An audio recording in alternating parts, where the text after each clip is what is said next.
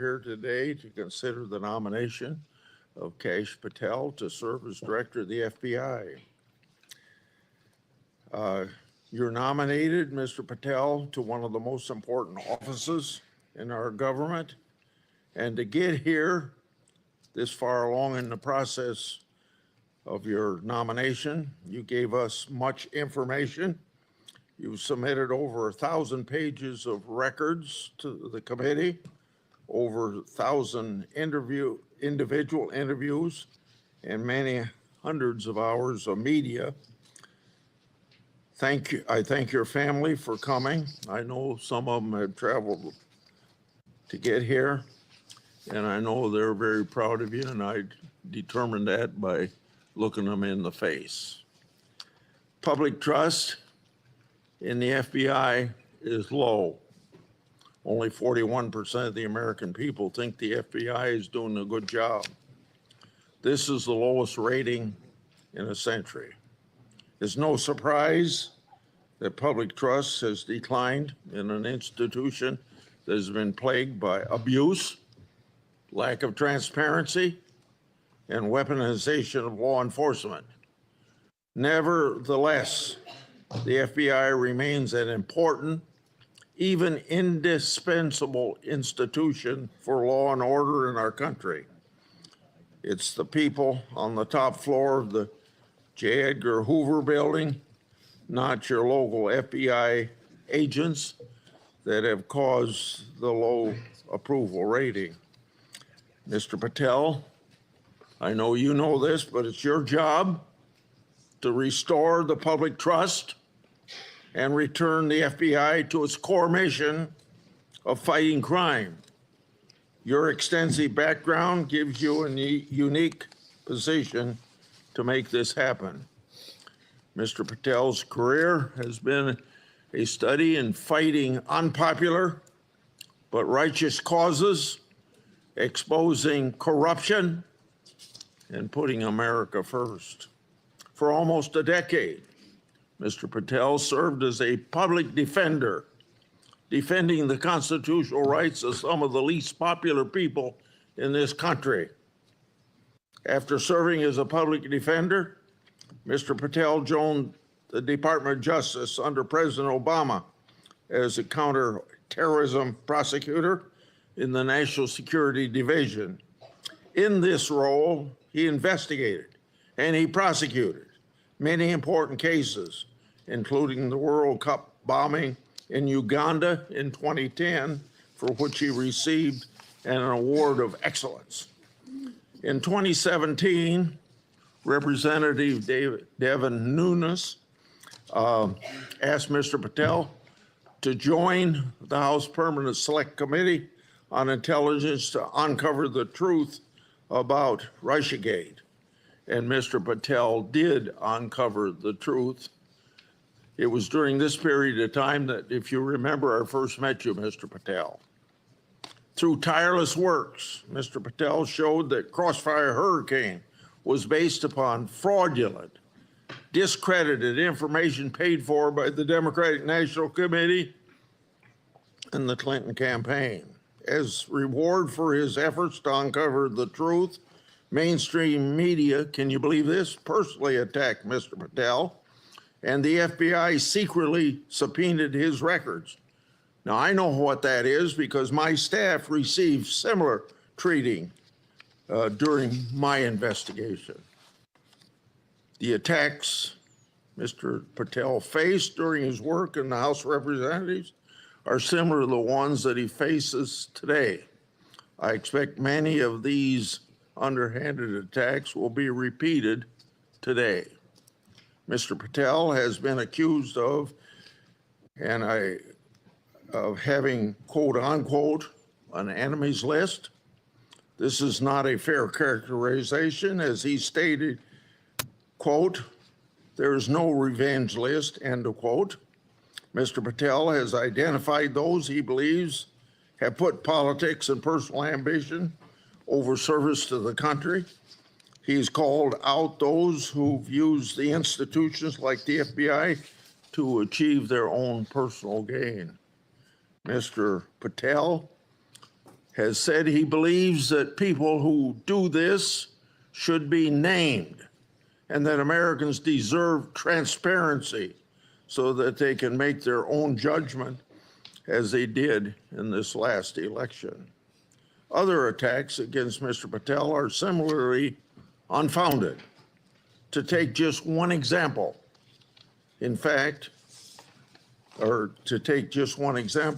he's been accused of jeopardizing hostage rescues.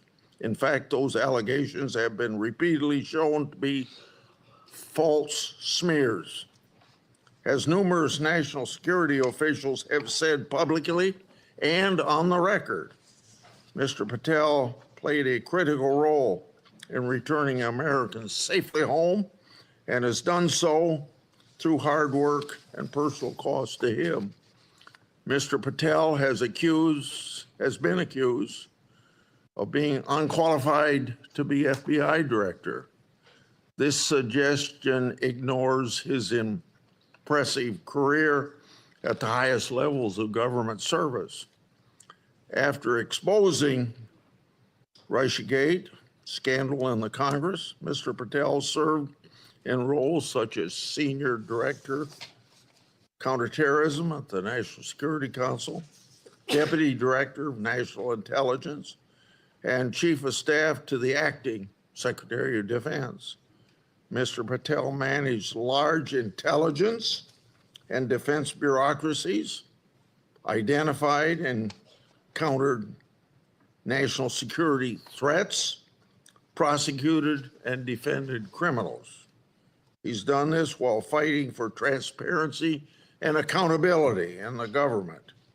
Mr. Patel has precisely the qualifications we need at this time when the FBI is not being respected by our public. Mr. Patel, should you be confirmed, you'll take charge of an FBI that is in crisis.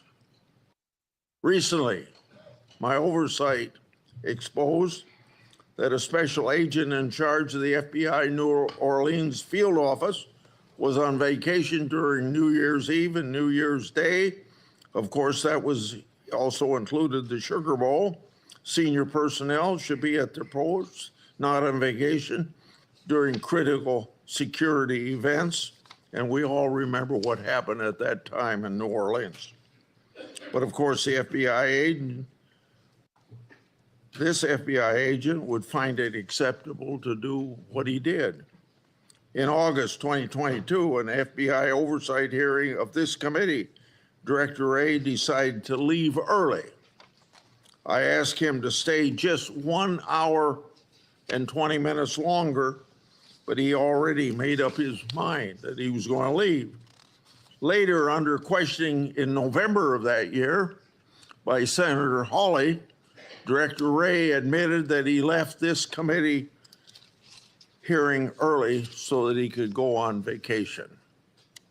These two incidents, among others, are examples of the blatant disrespect that the FBI leadership has shown to this committee and indirectly to the American people.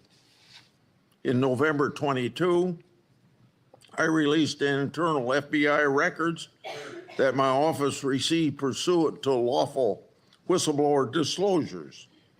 Those records provided data about how hundreds of FBI employees who had retired or resigned to avoid discipline, many of those employees engaged in sexual misconduct in the workplace. Those records also showed lower level FBI employees were punished. Lower level employees of the FBI were punished more harshly than senior level employees. Now, fairness was out the window. Over 1 year later, with no response from the FBI, I asked Director Wray about this at a December 5, 23 hearing before this committee. He publicly pledged to get me the data I requested November, a year before. He and his deputy director never followed through. I also questioned Director Wray about improperly classified information relating to Afghan evacuees placed in our country. At that time, approximately 50 evacuees were already deemed potential national security concerns. So what's the number now? The public has a right to know. I've also raised concerns about whistleblower disclosure, saying that the FBI moved agents from child sex abuse cases to those January 6 cases. The FBI under Director Wray never got his priorities straight. With respect to weaponization, I'd like to turn to a letter I wrote July 20 of 2022. That letter noted that Assistant Special Agent in Charge, Thibault, was a key official involved in opening the elector case that became the Jack Smith lawfare operation. That's not supposed to happen. An official at Thibault's rank and position isn't supposed to open cases. That's the job of special agents. For those who don't remember, Thibault was the anti-Trump agent that violated the Hatch Act for his political conduct in office. My letter also noted that Richard Pilger, who ran the Justice Department's election crime branch, was involved in the approval. Now I'd like to call the committee's attention to something I'm going to share with you, information about the FBI's that's never been made public before. Do you have those? Oh yeah, I'm sorry. In my hand are a series of FBI emails. The first is an email that Thibault sent to subordinate agent on February the 14th, 2022. He said, quote, "Here's a draft opening language we discussed," end quote. The draft opening was attached and it included material that would later become part of Jack Smith's elector case.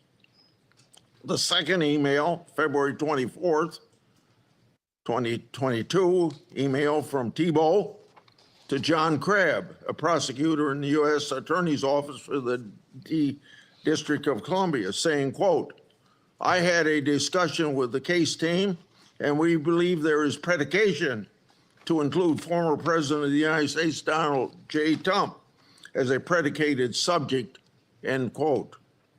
This FBI case would later be codenamed Arctic Frost. The third email, February 24th, 2022, email from Thibault to John Crabb, noting that the Attorney General and the FBI approval will be sought to open the case. The fourth email, February 25th, 2022, email from Thibault, subordinate agent, saying they added Trump and others as a criminal subject to the case. Thibault responded, quote unquote, "perfect." The fifth email, March 22, 2022, from Thibault, emailing a version of an investigative opening for approval. This didn't include President Trump. I want to make clear, that one didn't include President Trump as a criminal subject. The sixth email is on April 11th, 2022, from Thibault approving the opening of Arctic Frost. The seventh email is an April 13th, 2022 email from FBI agent to Thibault stating that the FBI deputy director approved its opening. The eighth email on the same date had Thibault emailing John Crabb that the elector case was approved. Crabb responded, quote, Thanks a lot. Let's talk next week, end quote. Between March 22nd and April 13th, other versions of the document opening the investigation existed because a ninth email shows that the FBI General Counsel Office made edits on March 25th. Was Trump still removed as an investigative subject? If so, which Justice Department FBI officials other than Jack Smith later added him for prosecution? I expect the production of all records on this matter to better understand the full fact pattern and whether other records exist. Notably, approval of these documents was also given by Richard Pilger. This committee has written about Pilger undermining the Justice Department's efforts during the 2020 election for partisan purposes. These emails and documents substantiate my July 2022 letter, which the FBI ignored. And I hope you, when you get there, won't ignore my letters. Partisan FBI agents and DOJ officials tried and ultimately succeeded in launching a full field criminal investigation and prosecution of the President of the United States. Justice Department and FBI leadership acted in concert to further a political scheme to take down Trump, just like they did with Crossfire Hurricane. They have yet to learn a lesson, and I hope you'll learn that lesson for them or teach that lesson.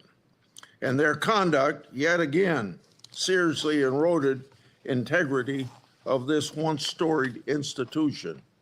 As I've said before, if a politically charged investigation is to be open, it must be done the right way. And that didn't happen here. Mr. Patel, in my time, I've never seen our law enforcement intelligence community institution so badly infected with political decision-making. And I say intelligence community because you know what happened when 55 people, former or present intelligence agencies, signed a letter in 2020 that the laptop was a Russian hoax, as an example. So all of this is these institutions breaking faith with we the people. Mr. Patel, you must be fair, you must be consistent, but you must be aggressive. Your actions must be based on accountability, and transparency brings accountability. Should you do so, you'll have my support. And remember, either you're going to run your agency or the agency's going to run you. And the agency certainly ended up running Director Wray and probably people before him.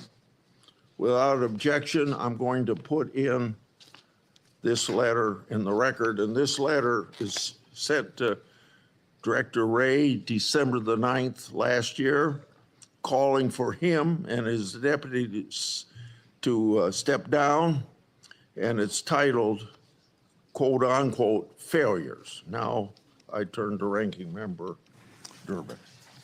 Thank you, Mr. Chairman. I appreciate your commitment to the Judiciary Committee's longstanding bipartisan practice of vetting presidential nominees. A little history. The FBI dates back to the start of the last century, 1908, when then Attorney General Charles Bonaparte organized a special agent force. J. Edgar Hoover became director of the FBI in 1924 and led the Bureau for 48 years until his death in 1972. He is credited with professionalizing the Bureau and developing its investigative ability. However, with little or no oversight, Hoover also used the Bureau's investigative powers improperly. He infamously directed the FBI to spy on Dr. Martin Luther King Jr., Thurgood Marshall, and other civil rights leaders of the day.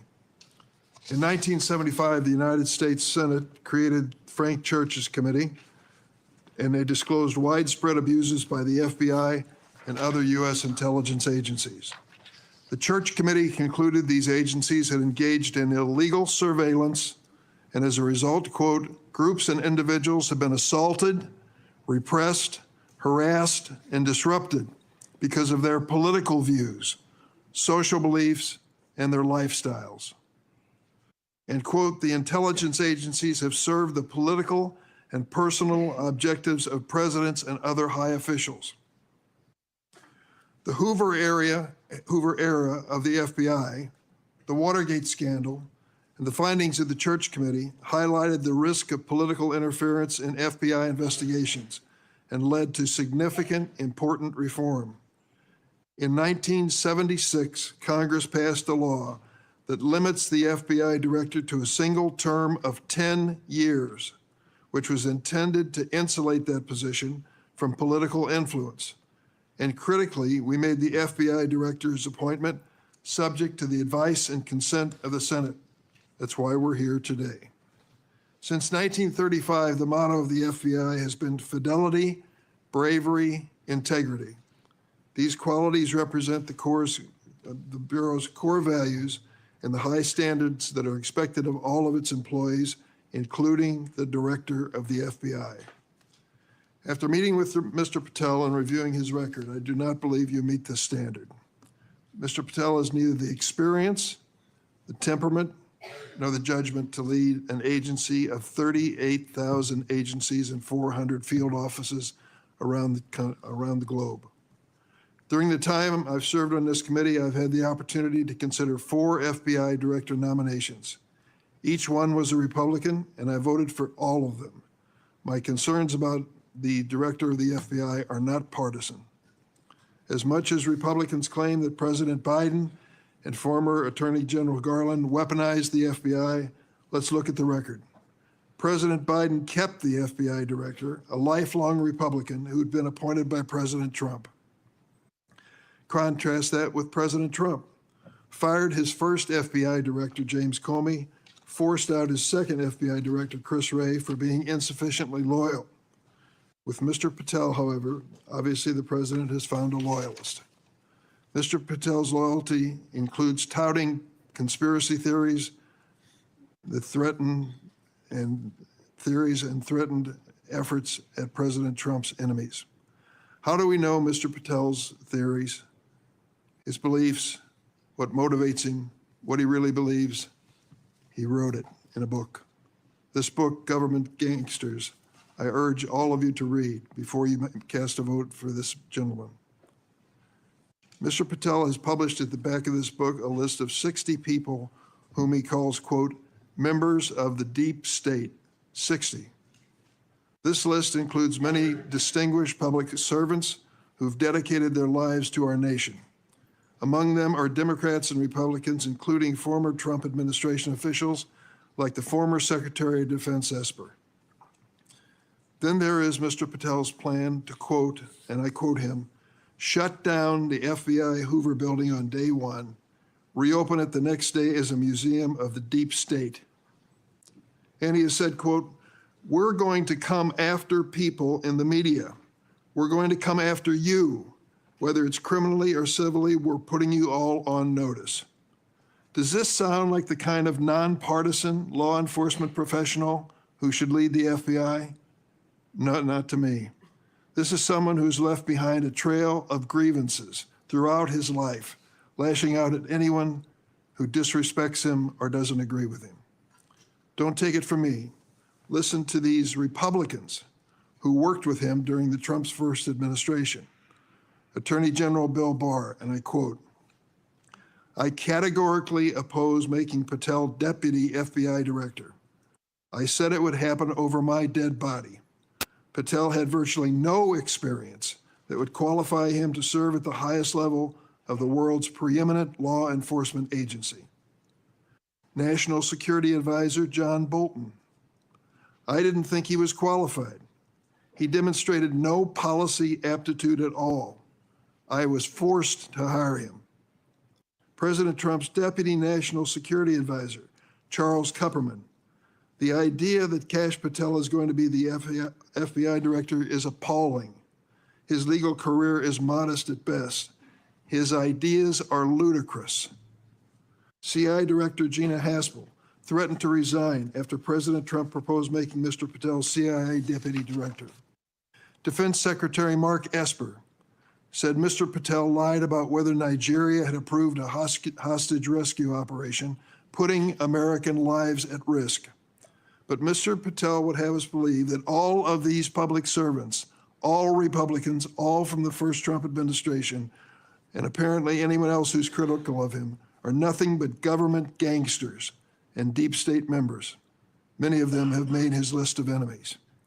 Just this week, CNN reported that during the Trump administration, CIA officials referred Mr. Patel to the Justice Department for criminal investigation for sharing classified information without authorization.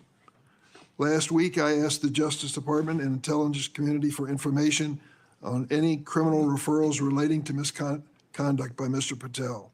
I have yet to receive a response. Mr. Patel's record is clear. He traffics in debunked conspiracy theories that serve or benefit his political beliefs. Let's start with January 6th, and he dedicates a whole chapter in this book on January 6th. That's something that each and every one of us, as witnesses to January 6th, have our own view of. I'll be grateful always to the Capitol Hill police officers who risked their lives defending me, members of Congress, and visitors to the United States Capitol on that day. Mr. Patel posted on social media, quote, January 6th, never an insurrection.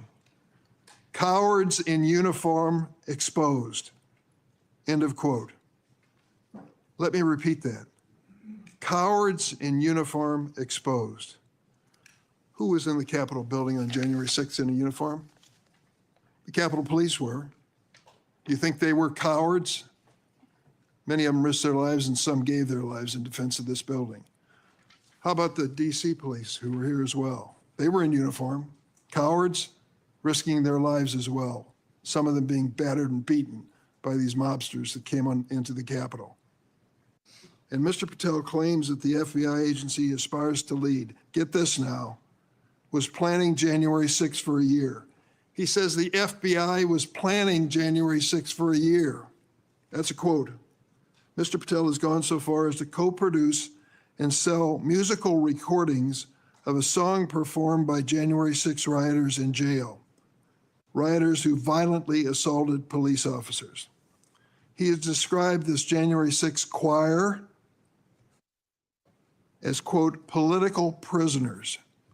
Political prisoners. But at least 6 members pleaded guilty to assaulting law enforcement officers on January 6. All 6 have now been pardoned by President Trump. Here are some of those people who received blanket clemency by President Trump on his first day in office in the second term. Julian Cater assaulted Capitol police officers with pepper spray, incapacitating 3 officers. Ryan Nichols sprayed pepper spray on multiple police officers.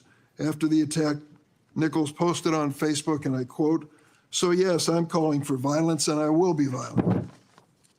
Jordan Mink struck officers, quote, aggressively with a long pole. He spat at officers and threw large items at them. Armed with a knife, Ronald Sandlin shouted at officers, quote, "You're going to die, get out of the way." Sandlin shoved officers when they tried to lock the doors to the Senate gallery. After breaching the Capitol, James McGrew struck an officer and lunged for his baton. McGrew also threw a wooden handrail with metal brackets at officers. I want to read a sentence from this book on the January 6th experience, just to give you an idea of Mr. Patel's take on what he calls a haphazard riot.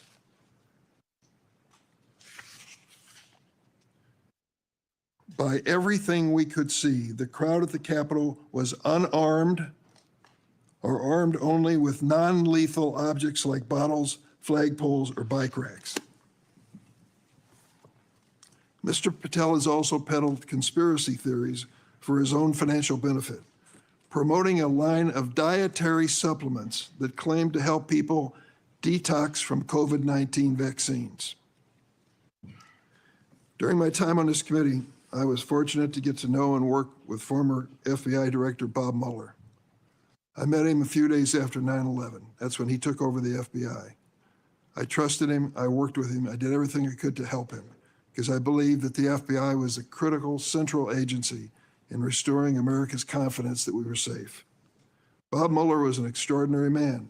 Oh, he was a Republican, make no bones about it. He said it and admitted, and I knew it. He comes from the San Francisco area. And when he was in college and graduated, a friend of his a year ahead of him had enlisted in the Marine Corps and was killed in Vietnam. Bob was inspired to do the same thing, join up in the Marine Corps, and he did. And he was the first lieutenant in Vietnam. He received a Bronze Star with a Valor Pin, and he also received a Purple Heart. He was injured in battle. I read about his experience because after he was healed from that wound to his leg, he returned to combat. He was just that kind of fella. Regardless of party, he was a real American. He was a longtime federal prosecutor, a U.S. attorney, the head of the DOJ's criminal division, and acting deputy attorney general before he became head of the FBI. After 9/11, I worked with him, and we had a good relationship, a professional relationship. We didn't always see eye to eye, but I respected him so much for what he had given to this country. In this book, Mr. Patel calls Director Bob Mueller, quote, a swamp creature. With all due respect, Mr. Patel, I've not worn the uniform of this country, and neither have you.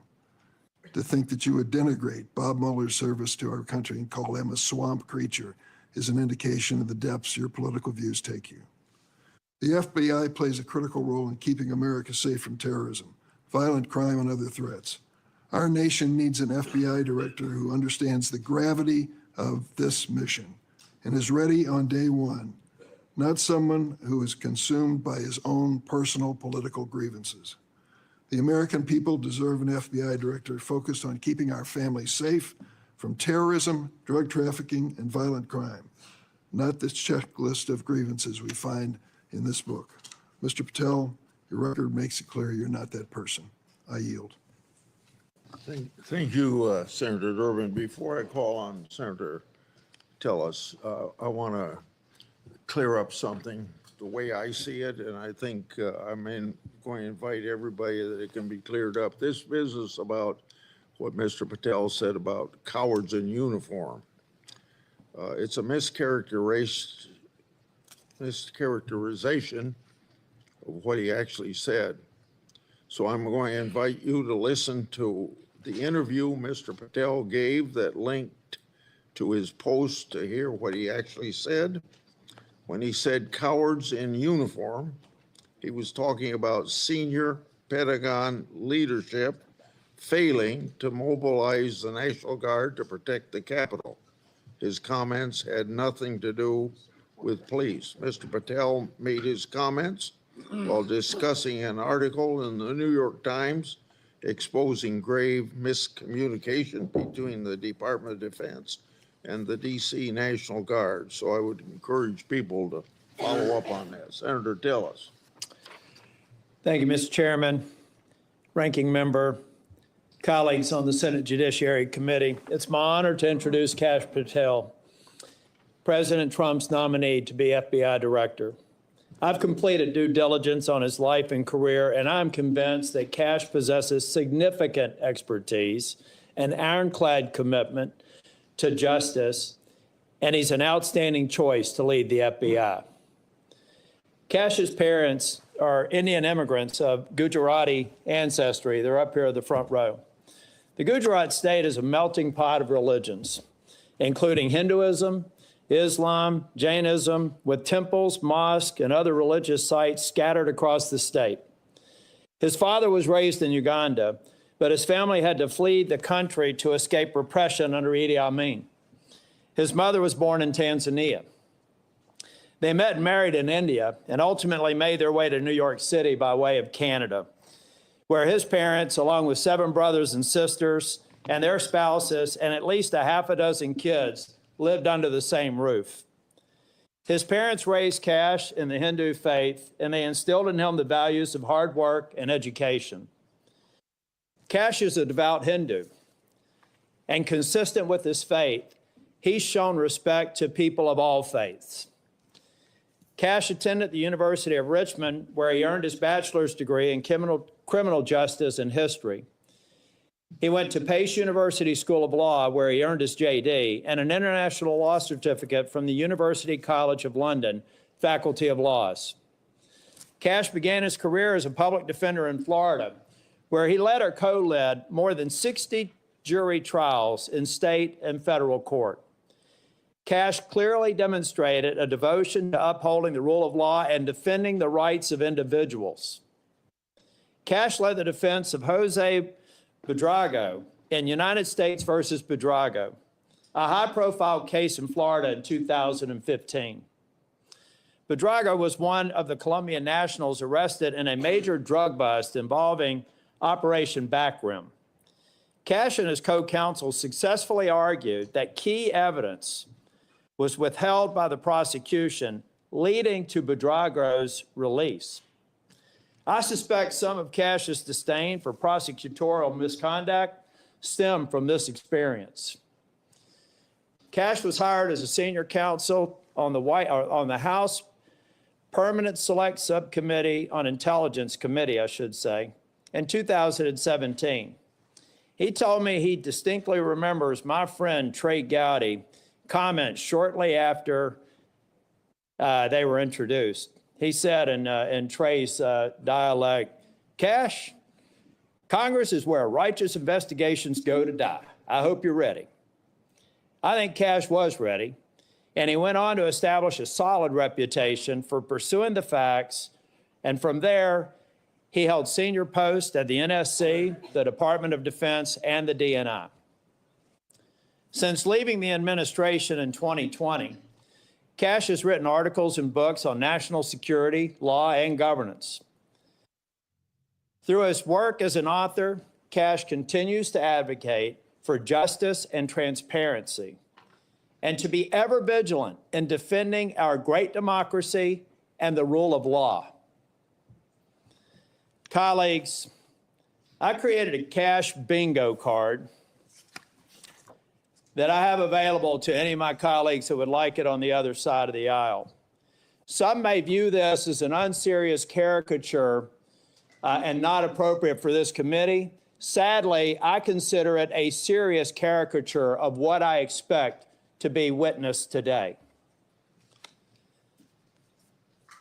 I think we'll have words like enemies list and deep state. I've already X'd out 4 boxes in the opening statements alone.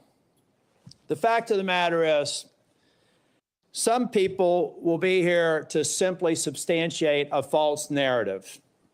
At worst, they may be just going through an unfounded litany of quotes and half-truths, some of which have already been dispelled by the chairman after the opening statements. Mr. Chair and Ranking Member, in my 10 years in the Senate, I hope I've established a reputation for being fair, doing my homework, and taking tough positions that have been met with harsh criticism. Heck, I've even been censured by my entire state and 30 counties for taking tough positions. And I stand by those decisions today and my decision to support Kash Patel. When President Trump announced his intent to nominate Kash, I contacted Trey Gowdy and others who worked with Kash, and they gave me glowing recommendations. So I called Kash on December the 2nd, and I offered to help him with his nomination. Since then, we have spent hours together, in person and on the phone. I've asked him difficult questions, and I've urged him to reach out to members across the aisle. In fact, Kash Patel has met with 60 members of the U.S. Senate, every member except the last 3 who were sworn in, and the majority of the members on the other side of the dais in this committee and members off the committee. Chair Grassley, Ranking Member Durbin, friends and colleagues on the committee, I've completed my due diligence of Kash Patel, and I am honored to provide my strongest recommendation for his confirmation. Thank you, Mr. Chair. Thank you for that introduction. Before I swear you, I want to make clear that before you give your statement, if you want to introduce family and friends in the audience, you're welcome to do that. Would you please stand? Raise your hand. Do you swear or affirm that the testimony you're about to give to the committee will be the truth, the whole truth, and nothing but the truth, so help you God? I do, Mr. Chairman. Okay. You may proceed. Chairman Grassley, Ranking Member Durbin, and members of the Judiciary Committee, thank you for the opportunity to appear today.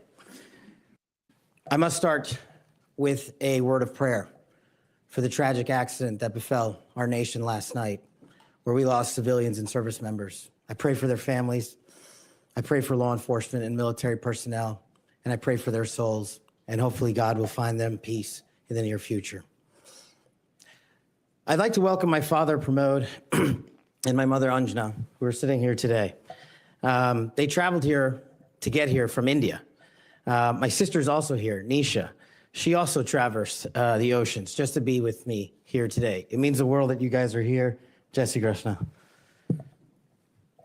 I wouldn't be here today without their guidance, their unwavering support, and their relentless love. When President Trump informed me of his intention to nominate me as the director of the FBI, I was deeply honored. Sitting here today, I carry not only the dreams of my parents, but also the hopes of millions of Americans who stand for justice, fairness, and the rule of law. My commitment to these principles is deeply rooted in my family's history, which has profoundly shaped my worldview. My father fled Idi Amin's genocidal dictatorship in Uganda, where 300,000 men, women, and children were killed based on their ethnicity, just because they happen to look like me. My mother is originally from Tanzania. She studied in India, as did my dad, and they were married there. They would later emigrate to New York, as the senator pointed out, where I was born, and we were raised in a household of my father's 7 siblings, their spouses, and at least half a dozen children. That's the only way we knew how to do things at the time, in the 70s and 80s, the Indian way. But we would soon learn the American way. These values have shaped and been the driving force of my career in 16 years of government service. Protecting the rights of the Constitution is of the utmost importance to me and has been every single time I've taken that oath of office. The recent terrorist attacks in New Orleans tragically claimed the lives of 14 innocent Americans and serve as a stark reminder that our national security is at threat, both internally and externally. The FBI, the Federal Bureau of Investigation, and the Department of Justice, where I served, play a pivotal role in securing our freedoms and our safeties for American citizens. If confirmed as the next FBI director, I will remain focused on the FBI's core mission. That is to investigate fully wherever there is a constitutional factual basis to do so, and to never make a prosecutorial decision that is solely the providence of the Department of Justice and the Attorney General.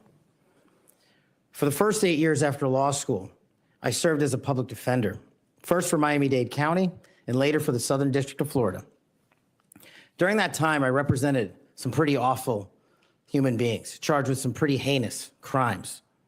But what I learned there was the core value that has been enshrined in me since, that due process must be provided without bias to all Americans. And if we cannot provide due process to the worst, then there can be no due process for anyone, and our constitutional republic fails.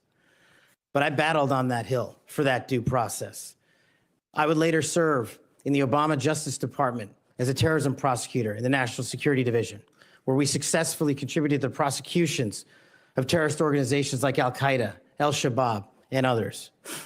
I was honored to receive the 2017 Assistant Attorney General's Award from Loretta Lynch for my work in helping the Ugandans bring members of Al-Shabaab to justice for murdering 74 innocent people, including an American. I would also receive the Human Intelligence Award from the intelligence community for related work on that mission. My experiences at the National Security Division and would later be followed by my experiences on the National Security Council as Senior Director for Counterterrorism and later as the Deputy Director of National Intelligence, responsible for the production, creation, and promulgation of the Presidential Daily Briefing, our nation's most sensitive classified information and secrets to protect our country.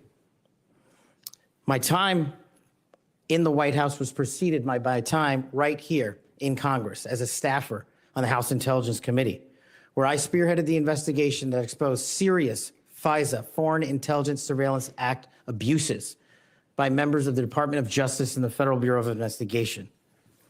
That misconduct eroded the public trust in our FBI. The erosion of trust, as Chairman Grassley pointed out, is all too low today.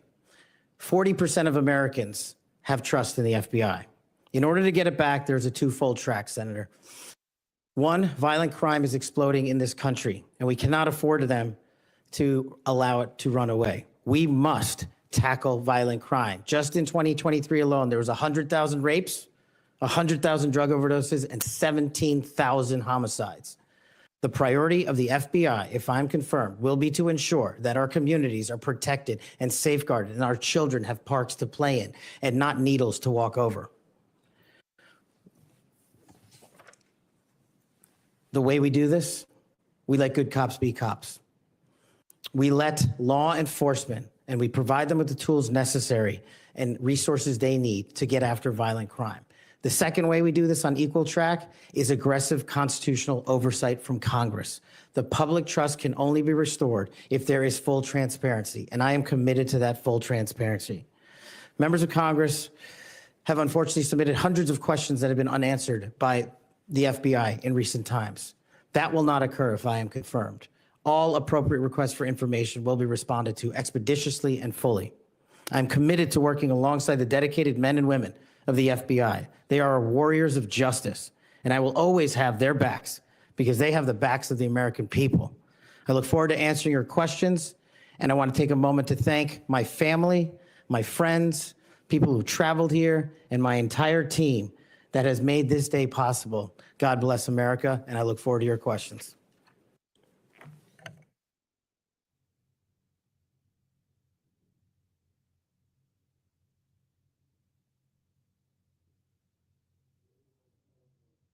Seven minutes first round, is that right? 7 minutes for 3 minutes the second round. Mr. Patel, I'm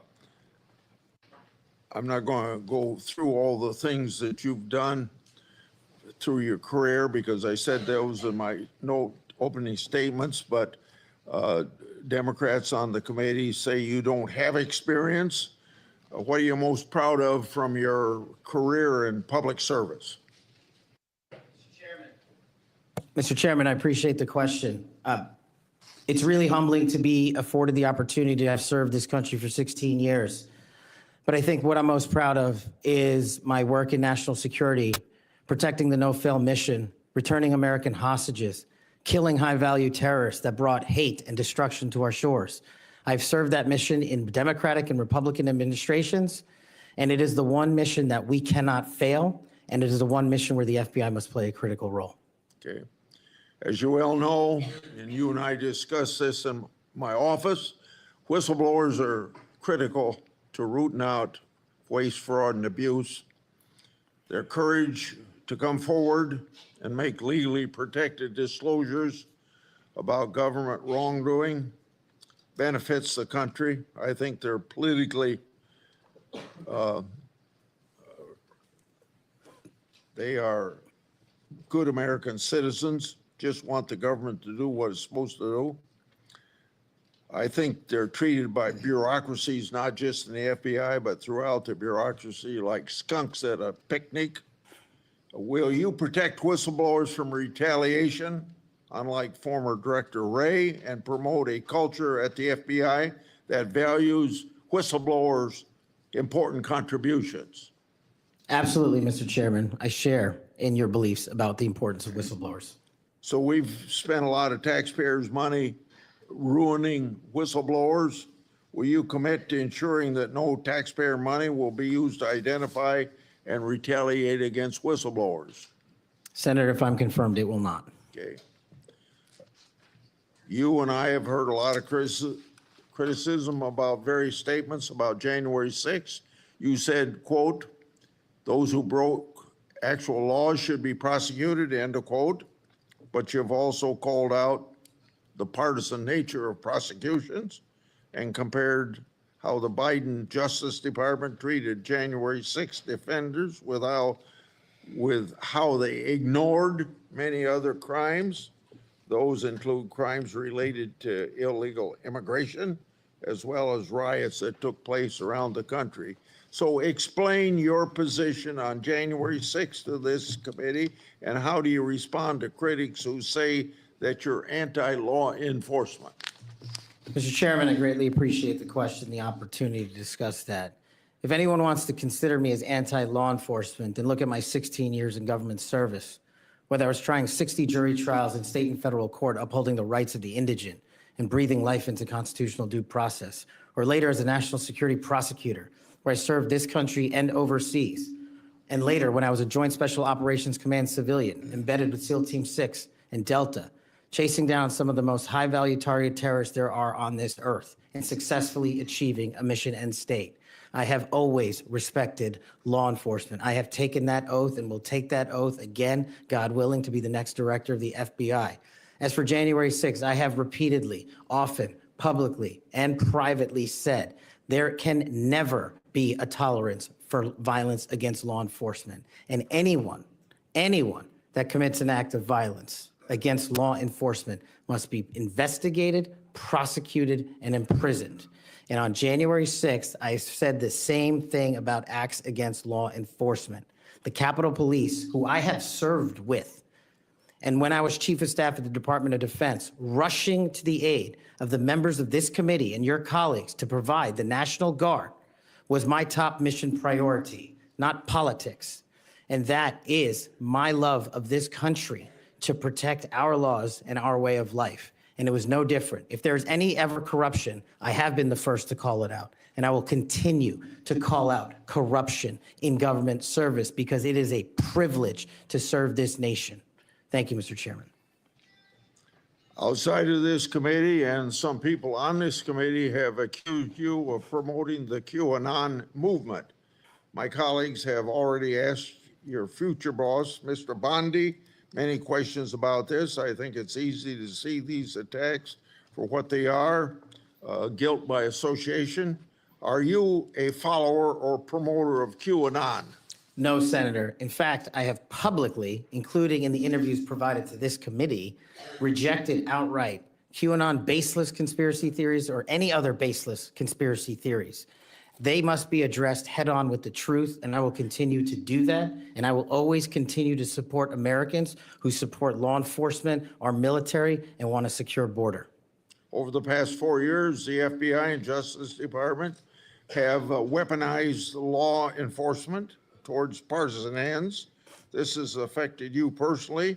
You, along with even members of my staff, were the victims of FBI overreach when they secretly subpoenaed your records during the investigation into Crossfire Hurricane.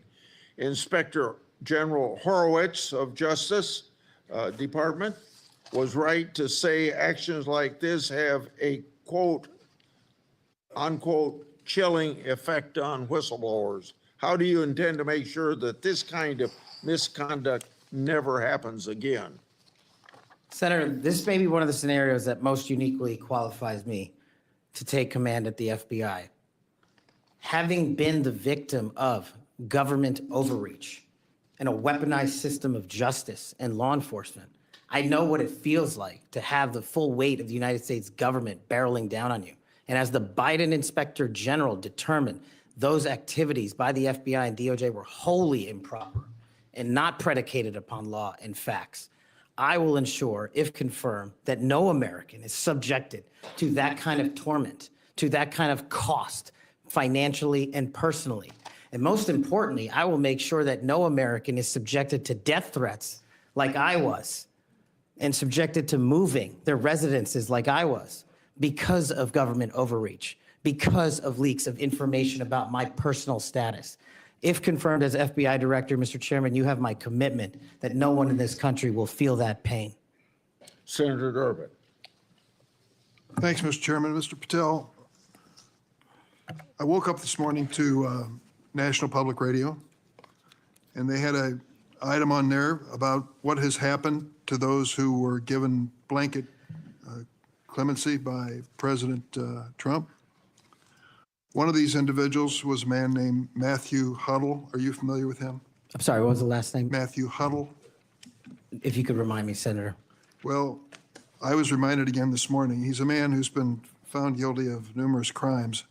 The one described this morning was an outrageous situation where he beat his 3-year-old child to a point where the poor kid couldn't even sit down for a week. Mr. Huddle was one of the demonstrators who came to the Capitol on January 6th. He was incarcerated and charged with, and pled guilty to crimes that he had committed, violence against police officers. After he was released by President Trump, he returned to his home state of Indiana. A few days later, he was stopped on the road, pulled a gun on a policeman. The policeman, sheriff's deputy, turned, shot, and killed him. This is not the only instance of a person who received President Trump's clemency committing another crime. Peter Schwartz was mentioned this morning on the radio. 38 criminal convictions, 38. He'd been sentenced to 14 years in prison. He was released because of the president's unconditional clemency, which was given to him as well. So I guess my question is this. Was President Donald Trump wrong to give blanket clemency to the January 6 defendants? Thank you, Ranking Member. A couple of things on that. One, the power of the presidential pardon is just that, the president.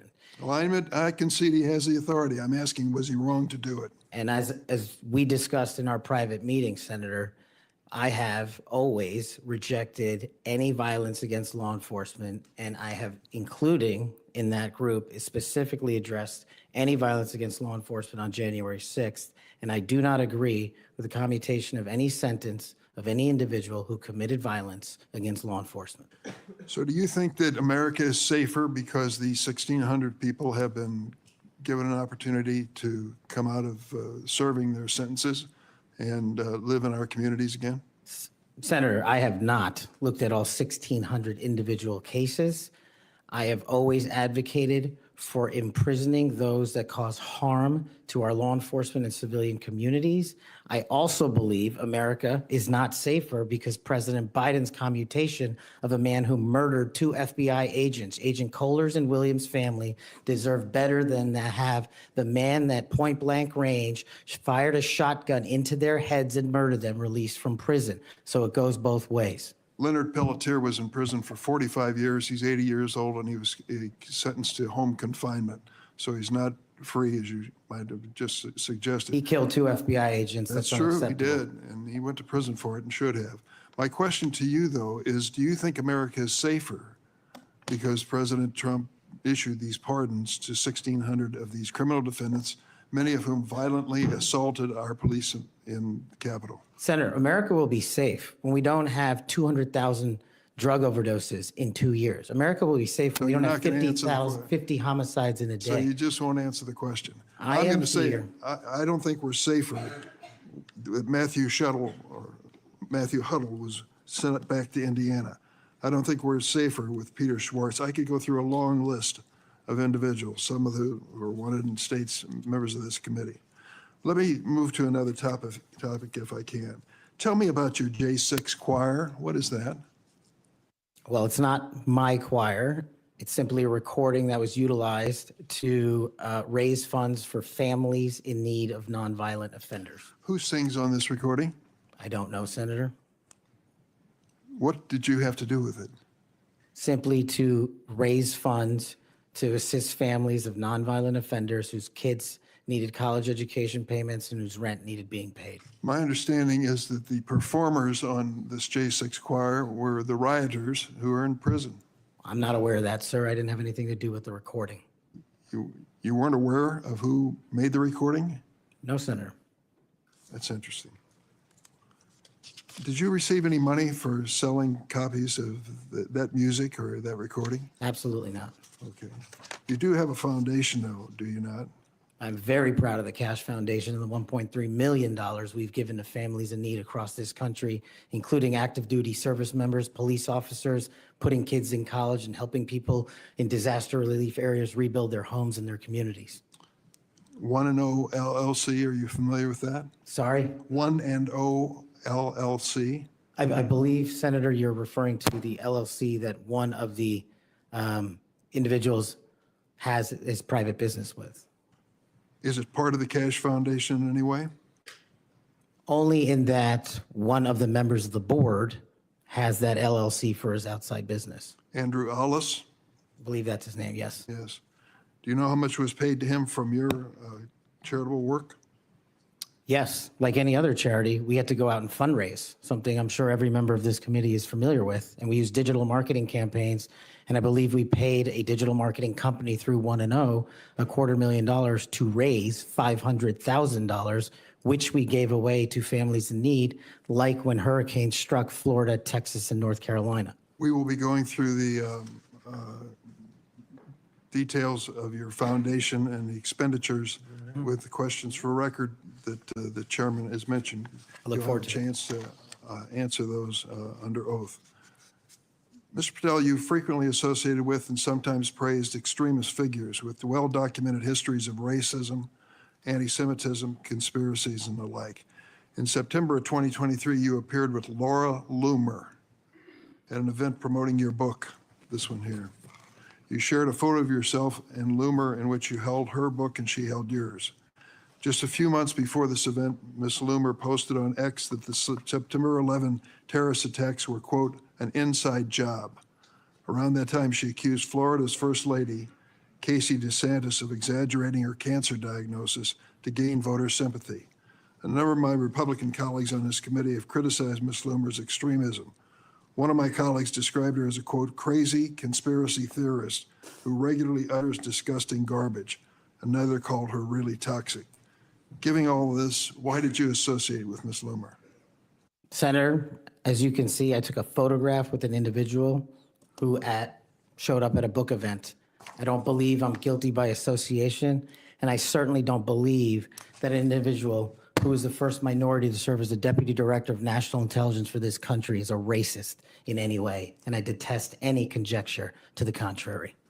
You familiar with a Stu Peters? Does that name ring a bell? I'm sorry, what? Are you familiar with Mr. Stu Peters? Not off the top of my head. He made 8 separate appearances on his podcast. He promoted outrageous conspiracy theories and worked with a prominent neo-Nazi. There are more, Ted Nugent, it goes on, list goes on. I'm just asking, when it comes to your association with individuals, why are so many of them in this category? My association, as you loosely define it, is by appearing in media over 1,000 times to take on people who are putting on conspiratorial theories and to devour them of their false impressions and to talk to them about the truth. That is something that I will always continue to fight for, Senator. Senator Graham. Thank you. We'll eventually talk about the FBI. That's the job you're up here for, right? Have you ever been subject to racism as an individual? Unfortunately, Senator, yes. I don't want to get into those details with my family here. Let's get into a few of them. Tell me about it. Well, if you look at the record from January 6th, where I testified before that committee, because of my personal information being released by Congress, I was subjected to a direct and significant threat on my life. And I put that information in the record. I had to move. In that threat, Go ahead. I was called a detestable, and I'll apologize if I don't get it all right, but it's in the record, a detestable sand nigger who had no right being in this country.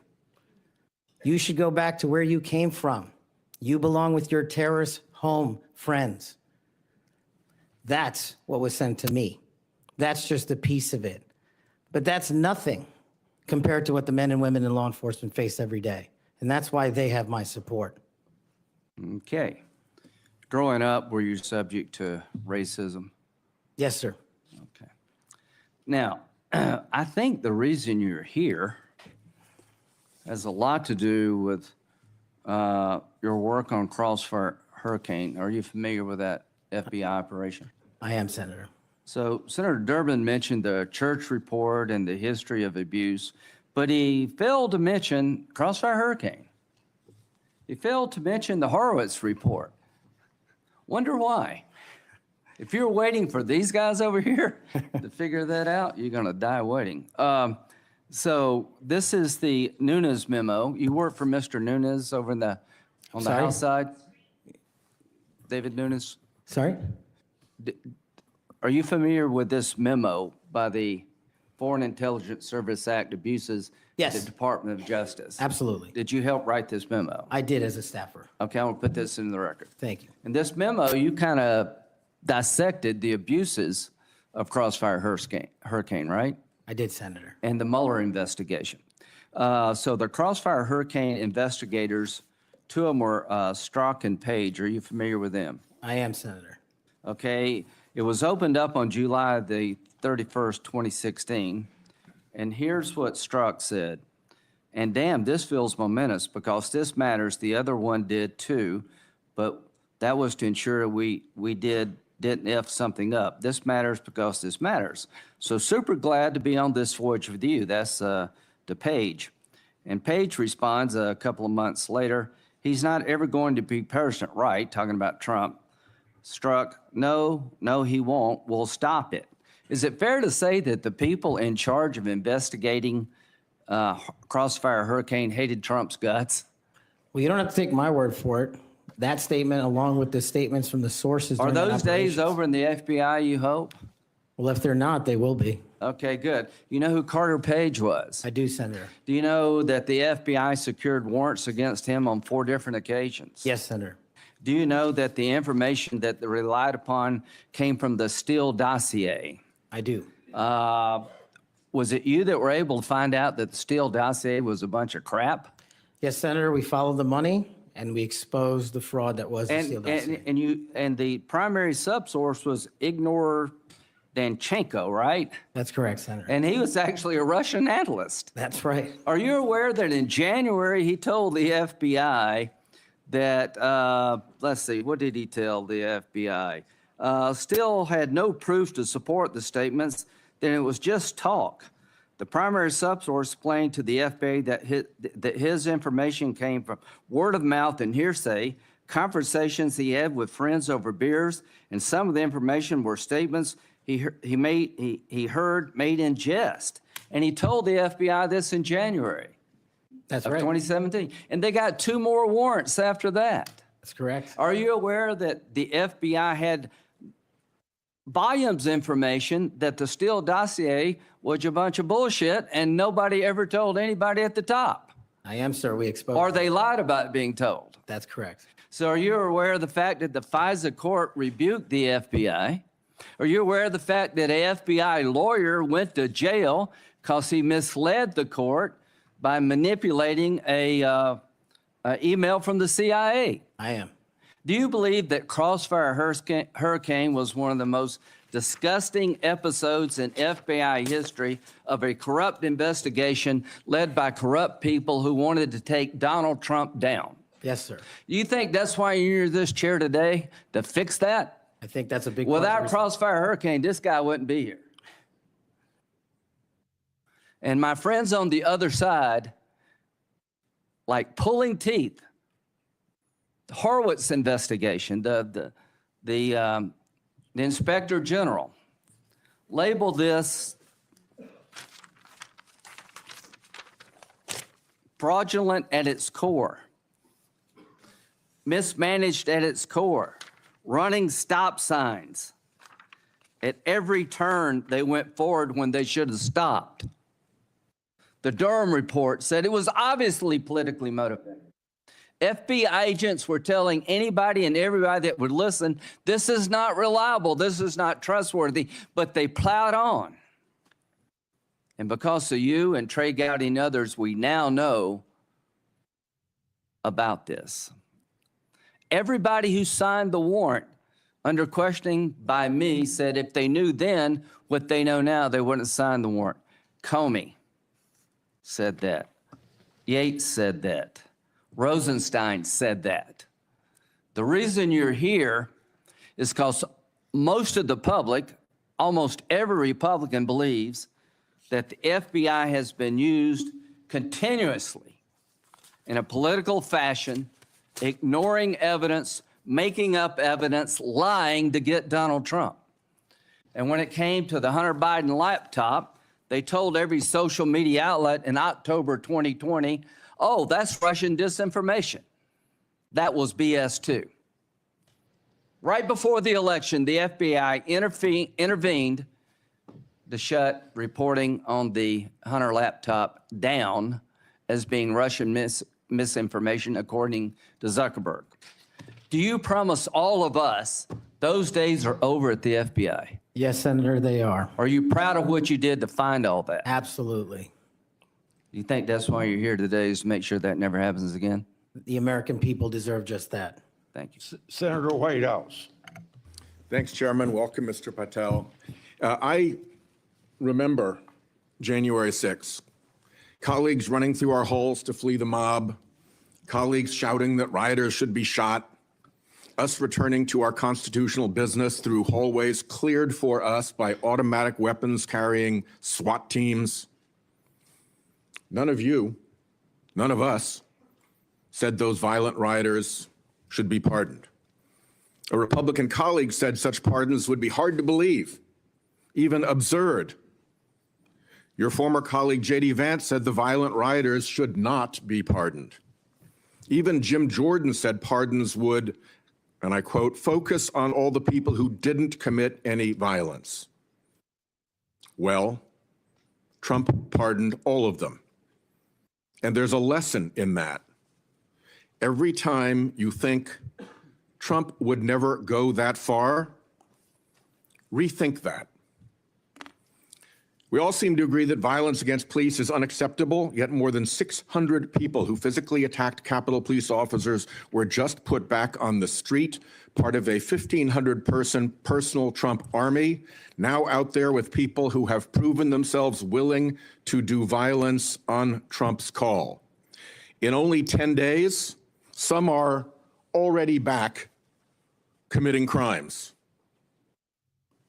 We've also tried as a committee together to address the dangers of illicit drug sales over the internet, and I assume we're all against murder for hire.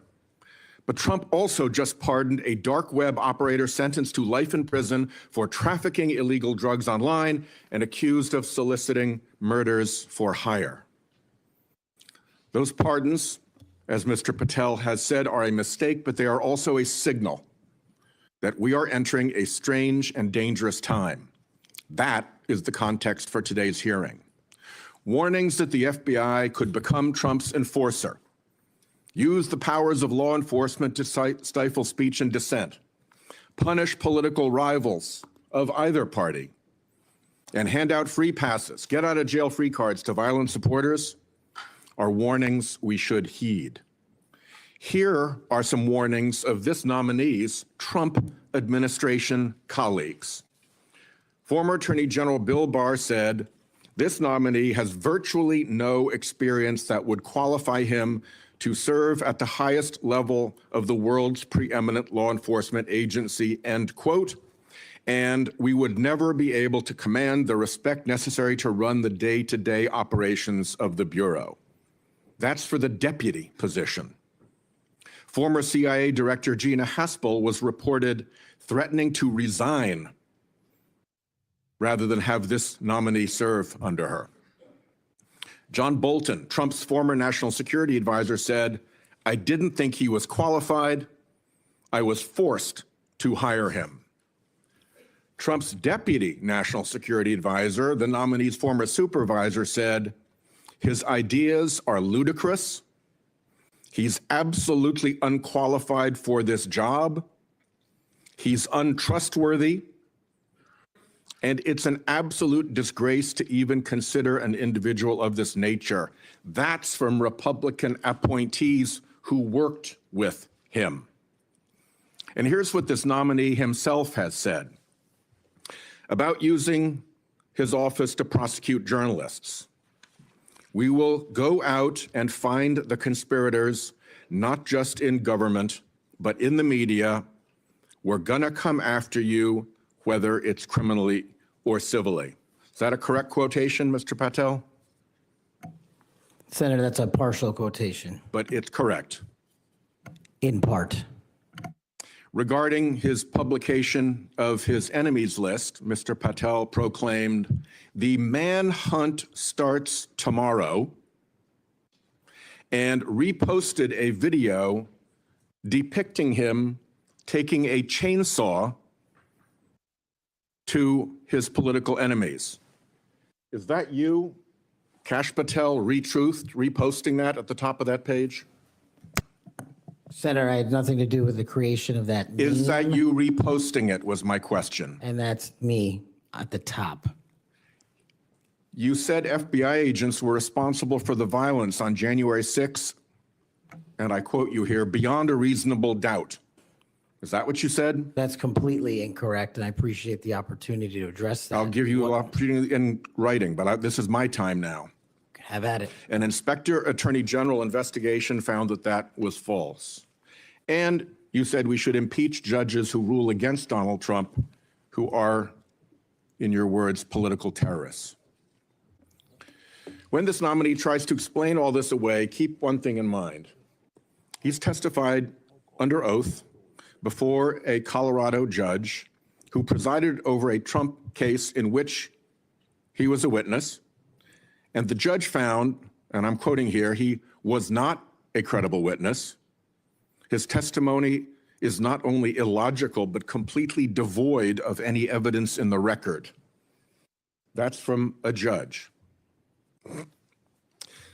This is a dangerous time, and I ask all my colleagues to consider whether these plain comments by this person and by his own Trump administration colleagues should be given a blind eye, just overlooked, or whether, like the warnings of pardoning violent January 6 offenders, they're warnings to be heeded. There is an unfathomable difference between a seeming facade being constructed around this nominee here today and what he has actually done and said in real life when left to his own devices. Conduct shows character. And if you look at history, you see the danger of security chiefs in authoritarian regimes becoming the tools of political power. The characteristics that they often show are that they are vengeful, that they are grandiose, that they are intemperate, that they are partisan and blindly loyal, and that they are servile and won't say no. I'm afraid that the history of this nominee's conduct raises those warnings. And I yield my 1 second back. Before Senator Cornyn, you said you'd like to explain something. I forget the point he made. You can do that now if you want to. Simply this, Senator. In the collective, all of those statements are taken out of grotesque context. And anyone that thinks my 16 years of service isn't exemplary on how I would proceed if confirmed as FBI is intentionally putting false information into the public ether and creating more public discourse. The only thing that will matter if I'm confirmed as a director of the FBI is a de-weaponized, depoliticized system of law enforcement completely devoted to rigorous obedience of the Constitution and a singular standard of justice. Before I call on Senator Cornyn, I'd like to say that we've heard about the January 6th pardons. I think it's important that we remind people at the same time of some pardons by the previous administration. Thomas Sanders, a kidnapper who murdered a 12-year-old girl named Lexus and her mother, Swellen Roberts. Adrian Peeler, a Connecticut drug kingpin who was convicted in the death of an 8-year-old boy and his mother. Leonard Peltier, that's already been referred to, that murdered 2 FBI agents. And even Director Ray, at that time, former Director Ray, said that that shouldn't have happened. And Judge Michael Conahan, who took kickbacks for wrongly sending juveniles for profit detention centers, and Alex Saab, who laundered illicit proceeds for narcotics terrorists, Nicholas Madero, and was a key connection between Venezuela and Iran, and 5 family members of his own family. President Biden did that. Senator. Welcome, Mr. Patel. Do you believe America is an exceptional nation? It's the greatest nation. Your family went through a lot to get here, They sure did. and your life story is, I think, a great example of people pursuing the American dream. Do you believe what a large part of what makes America an exceptional nation is the rule of law? It is one of the fundamental precepts that determines that. And why is that? Because without a singular application of a rule of law, we go back to the Uganda that my father fled in Idi Amin. I believe that the 2 most important institutions in America to preserve and protect and enforce the rule of law are the FBI and the Department of Justice. And the sort of politicalization that Senator Graham and others have already talked about during the Crossfire Hurricane investigation or project of James Comey at the FBI, and the abuse of intelligence tools like Title I of Section 702 Yep. are a betrayal of American values and adherence to the rule of law.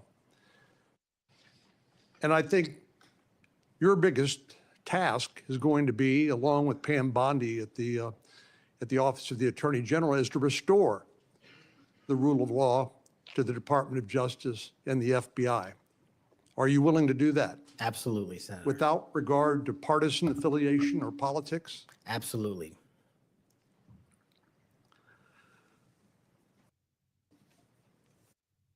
Do you believe President Trump, as the commander-in-chief, needs access to all of the lawfully available intelligence that can be collected by the American intelligence community in order to inform him so that he can make good judgments as commander-in-chief to assure the safety and security of the American people? Having been responsible for the collection and predication and promulgation of that intelligence, I firmly believe he and every president must have it.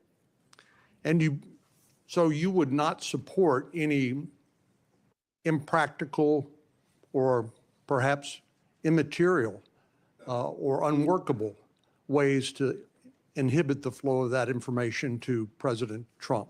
No, I would not. So let me just ask you, you and I have talked about this a number of times, and this has come up before in a number of different contexts. But as I've always said, I think Section 702 of the Foreign Intelligence Surveillance Act is the most important law that most Americans have never heard of. Yeah.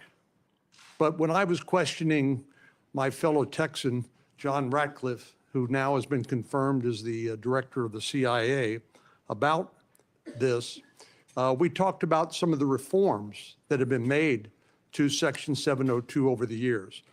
This has been an ongoing conversation here in Congress. People like my colleague here, Senator Lee, and others have proposed reforms, which I think have gone a long way to help protect the privacy rights of American citizens. But let me just point out some of the improvements that have been made over the years. This is not the same 702 that was in effect during President Trump's first terms. Things are a number of things that we did together on a bipartisan basis to make sure that the balance between the national security interests of the American people and the privacy and constitutional rights of American citizens were protected. Do you agree with that? Yes, Senator, I do. And I think Senator Tillis, with his typical outstanding graphics, has a wonderful handout which lays all of that out. But one of the things that's come up, and we've discussed this, is the idea that in order to query lawfully collected intelligence under Section 702, that somehow if a U.S. person's name is involved, that a warrant would be required. Now, you're a lawyer who's represented defendants in, as a public defender. You understand that what probable cause is required, what sort of evidence is required to be produced to a judge in order to get a warrant. Do you believe a warrant requirement is a practical and workable or even a necessary element of 702? If I may just give some context on that, Senator.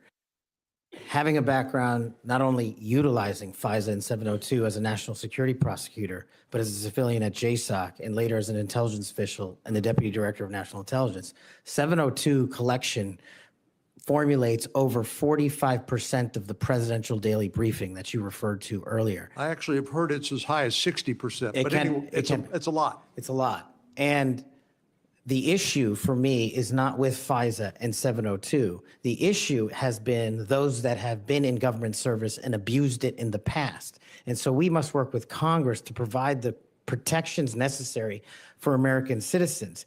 Dealing with these matters, including hostage rescue operations in real time, which we use FISA collection to find and save American hostages, having a warrant requirement to go through that information in real time is just not comportive with the requirement to protect American citizenry. I'm all open to working with Congress on finding a better way forward, but right now, these improvements that you've made go a long way.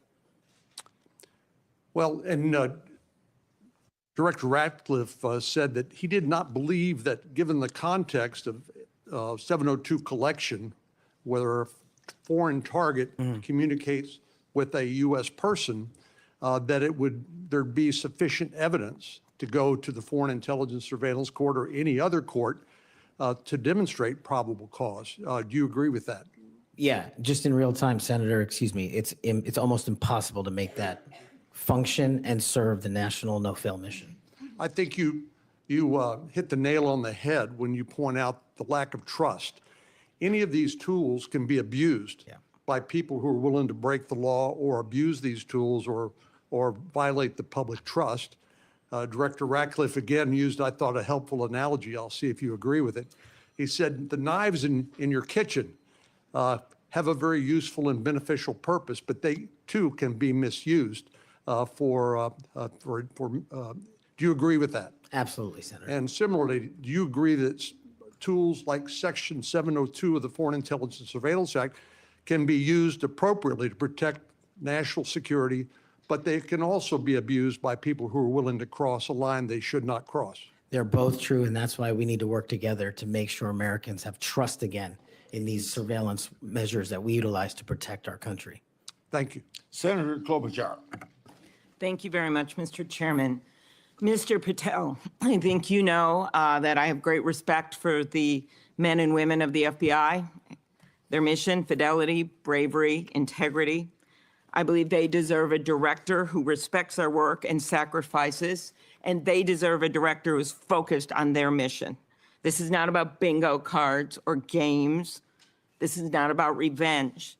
This is about the safety of our country and the people that work in the FBI. And the FBI runs on facts, it runs on truth. Truth matters, and without truth, the whole system breaks down. You said that Donald Trump has every right to tell the world that in 2020, 2016, and every other election in between was rigged by our government because they were. Yes or no, did you say that? I don't have that statement in front of me, but Okay, that if was you're- from August 27th, 2023 Thrive Time show. I'll put it on the record. These claims made in that statement were rejected by courts, including by Republican judges. Is that correct? I don't have enough of the facts in front of me to make that I will assessment. put that statement on the record, but I think everyone in this committee, including the Republican members, knows that these statements were rejected by courts. You were asked about the police officers in the Capitol who testified in the January 6 hearings, and you accused them of lying. Is that correct or not correct? I don't think that's accurate. Okay, Joe Pack's podcast, March 2024, we'll put it on the record. I was there. The police officers were heroes that day.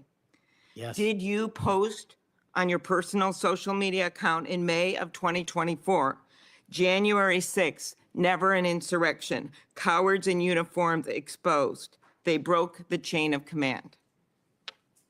I believe you're referencing a post that was shown in part earlier. I don't have it in front of me. You posted it and it was on your account, and we will again put that out there once more as we go on. I don't want to lose any more time on this, but every one of these, there's a record of it and you haven't answered. You promoted a COVID vaccine reversal or detox supplement. One scientist said, I quote, "None of these substances in any form would minimize side effects from a COVID-19 vaccine." That is preying on innocent people. Did you perform clinical trials before you made that claim? I'm not a doctor, so no.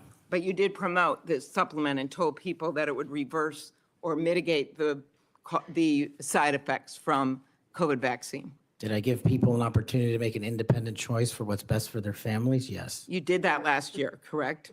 I don't have it in front of me again, Senator. Mr. Patel, the FBI tackles some of the most complex threats that we face: terrorists, hostile foreign powers, violent gangs, fentanyl, criminal organizations.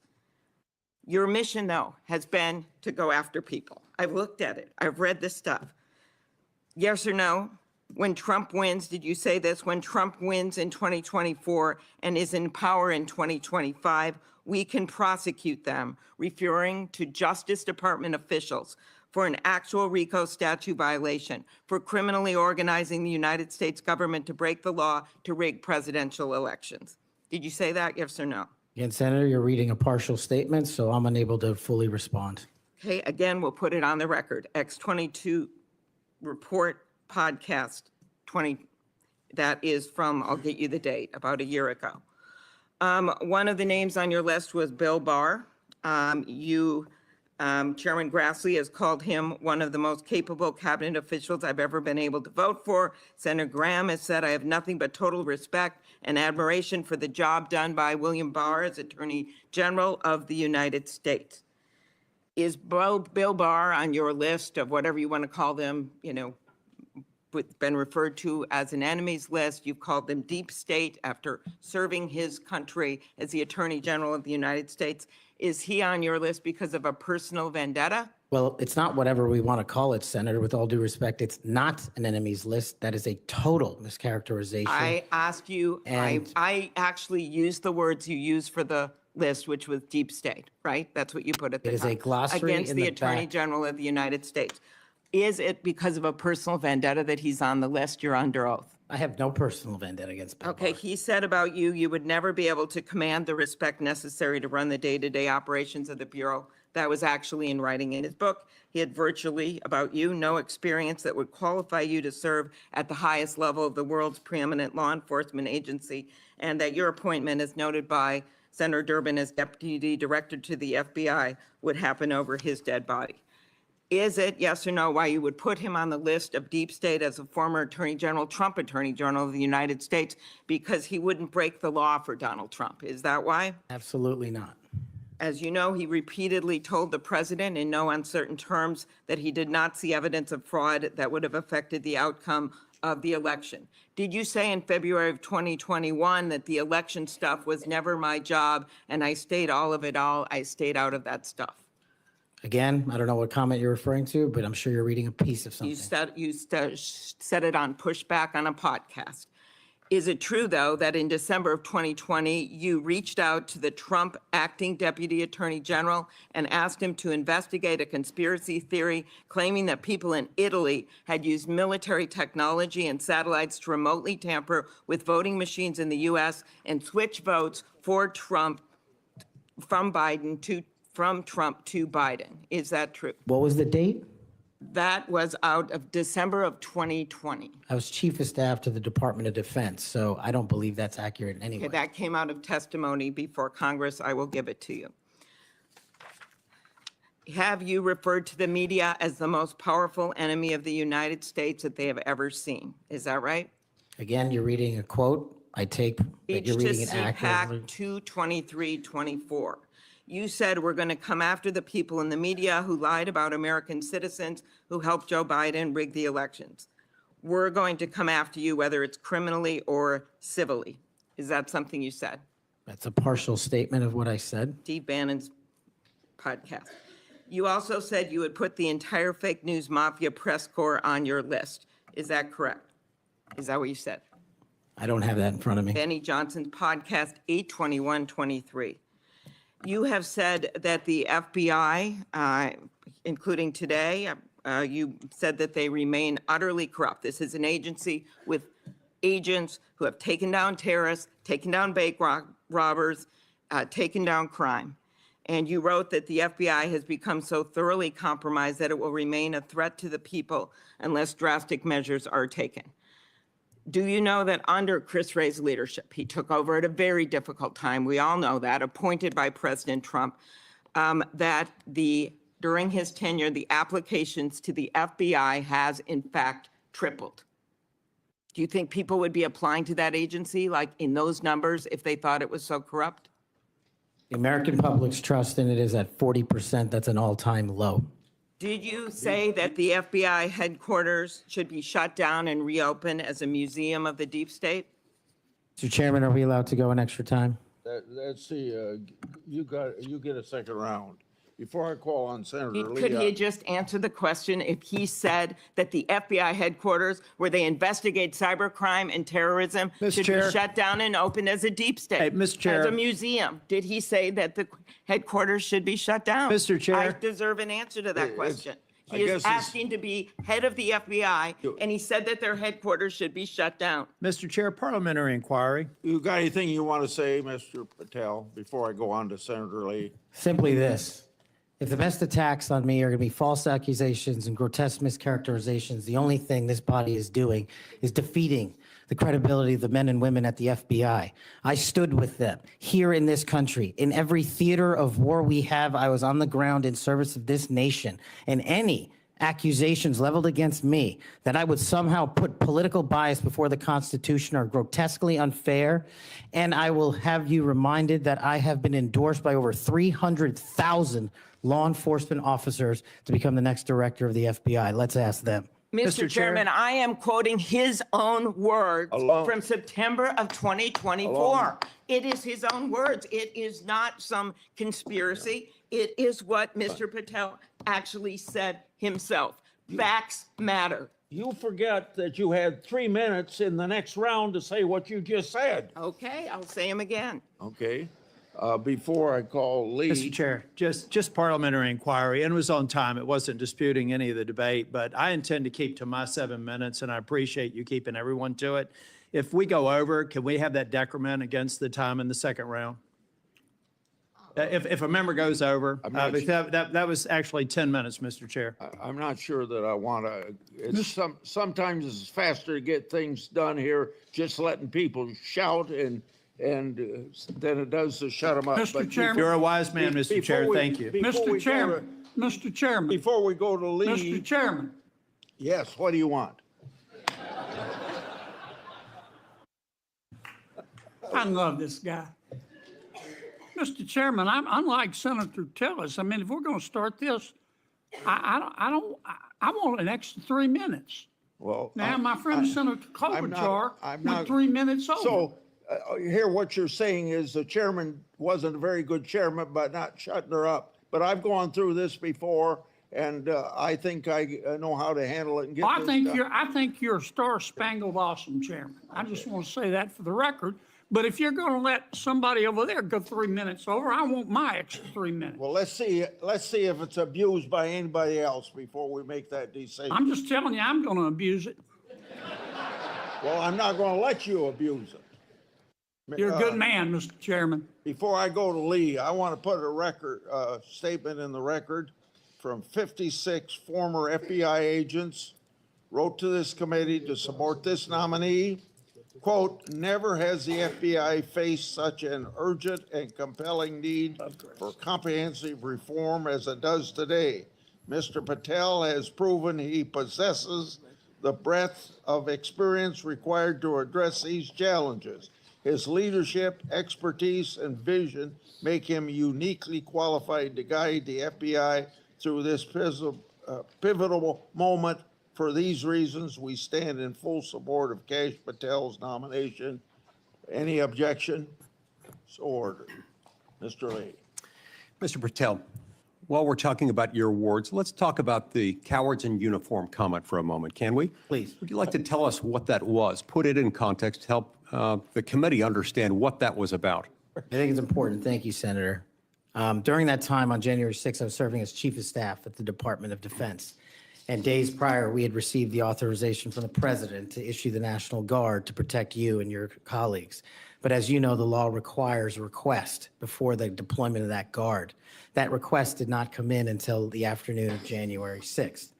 Once that request came in, this unfortunately, as has been confirmed by his own testimony, I believe, the Secretary of the Army, Ryan McCarthy, failed to immediately deploy the National Guard and instead took a break to speak to media and make personal phone calls. That endangered the safety of you and your colleagues. And if you look at the Biden Inspector General report, we at the Department of Defense authorized the fastest cold start of the National Guard since World War II and the largest occupation since the American Civil War. And the Biden Justice Department said that we, including myself as Chief of Staff, when it came to the deployment and employment of the National Guard, acted swiftly and without undue delay. So that's what you were talking about. And that's why you had the reference to the UCMJ. Tell us what that means. The Uniform Code of Military Justice is for uniform officers who betray the code of justice and also act inappropriately. And I thought any delay to have the National Guard arrive on scene here must be called out, whether it was a fellow Republican or not, especially someone under my auspices running the Department of Defense. Okay, so moments ago, when Senator Durbin displayed a chart with that quote, there was a reference in part of it to the UCMJ. That's what it was referring to. Yes, sir. Those were the cowards in uniform. Those people who didn't do what they were supposed to do, and a lot of people were put in danger as a result. That's correct, Senator. Okay, thank you. That's very good to know. I do find it significant that we've heard all kinds of aspersions cast in your direction by people who do not know you, by people who do not share your worldview, by people who do not share your commitment to the Constitution or your commitment to public service. I find it astounding that they're willing to say this amidst such great ignorance, and I find it equally heartening that the 56 former FBI officials who know you best, who have worked with you, who actually know who you are, who actually share your view of the Constitution, of the view that you ought to be a law enforcement agency and not a weapon of political warfare. These are the people who stand by you. Those who cast aspersions don't share those views. Would I be correct in surmising that? Yes, sir. Let's talk about the Fourth Amendment for a moment. The Fourth Amendment tells us that in order for the government to breach your expectation of privacy relative to your person, your home, your papers, if they want to search that, if they want to seize you, they've got to get a warrant. And that warrant has to describe with particularity the persons or places to be searched or to be seized and to connect them up with a showing of probable cause. Now, in the case of FISA 702, we're dealing with a somewhat different universe. Now, moments ago, we heard some discussion about FISA 702, about suddenly we've got a different FISA 702 than what we had when President Trump was last in office. Is that true? Because by my count, FISA 702 has not changed substantively since President Trump was in office last. That's correct. Okay. And there was also some back and forth discussion about FISA 702 and the use of it and the fact that in real time, it might not work to get a warrant. This, in my view, misses the point. The concern that the American people have with FISA 702 is not about the real-time collection of communications regarding foreign targets. The concern is that once those communications are stored You have within them what are referred to as incidentally collected communications of Americans, text messages, emails, recorded phone calls, and so forth. If they want to go in and search for someone, let's say you, if someone wants to go into one of those databases after they've been collected, let's see if you're unwittingly communicating with somebody who, unbeknownst to you, happens to be an agent of a foreign power or otherwise under surveillance under FISA 702. If they wanted to search for you, they wanted to enter your name, your phone number, your email address, or some other personal electronic identifier, would they have to get a warrant to do that under current law? Under current law, I believe so, Senator. Under current law, they routinely access that without getting a warrant. In order to access it, they've got their own internal procedures. They're not supposed to use this for light or transient reasons. They're supposed to have a perfectly good reason, and yet we found that on hundreds of thousands of occasions, they have accessed the private communications of Americans, searching for those individual Americans by name, by number, by email address, whatever it is, without a warrant or anything tantamount to it. On occasion, they've even been used for overtly nefarious reasons. One agent deciding to look in on his father because he suspected his father might be having an extramarital affair. On another occasion, an agent looked at people who were thinking about renting an apartment from him to make sure they were upstanding citizens and could be trusted. Are these appropriate uses of FISA 702? As you alluded to, the FISA court, it's not me deciding it. The FISA court put out a report in 22 or 23 where 255,000 illegal improper queries of American citizens had occurred. 255,000 reasons why the American people don't trust it. And that's what we must work together, Congress and me, if I'm confirmed as FBI director, restore that trust and protect the mission. Music to my ears, because I've been a U.S. Senator for 14 years. I've been on this committee the entire time. You were the very first FBI director or FBI director nominee who, when I've asked about this, hasn't said, oh, don't worry about it. We'll handle it okay. We've got good people on the inside. We would never breach the trust of the American people. Do you know what? They were lying. I was willing to believe that they thought they were telling the truth, but they were mistaken. But they were lying. Time has told us that they were lying. You will not lie, and that's why I wholeheartedly support you. In the closing seconds that I have, I want to add my dismay and my disgust for the fact that you've been smeared, you've been attacked.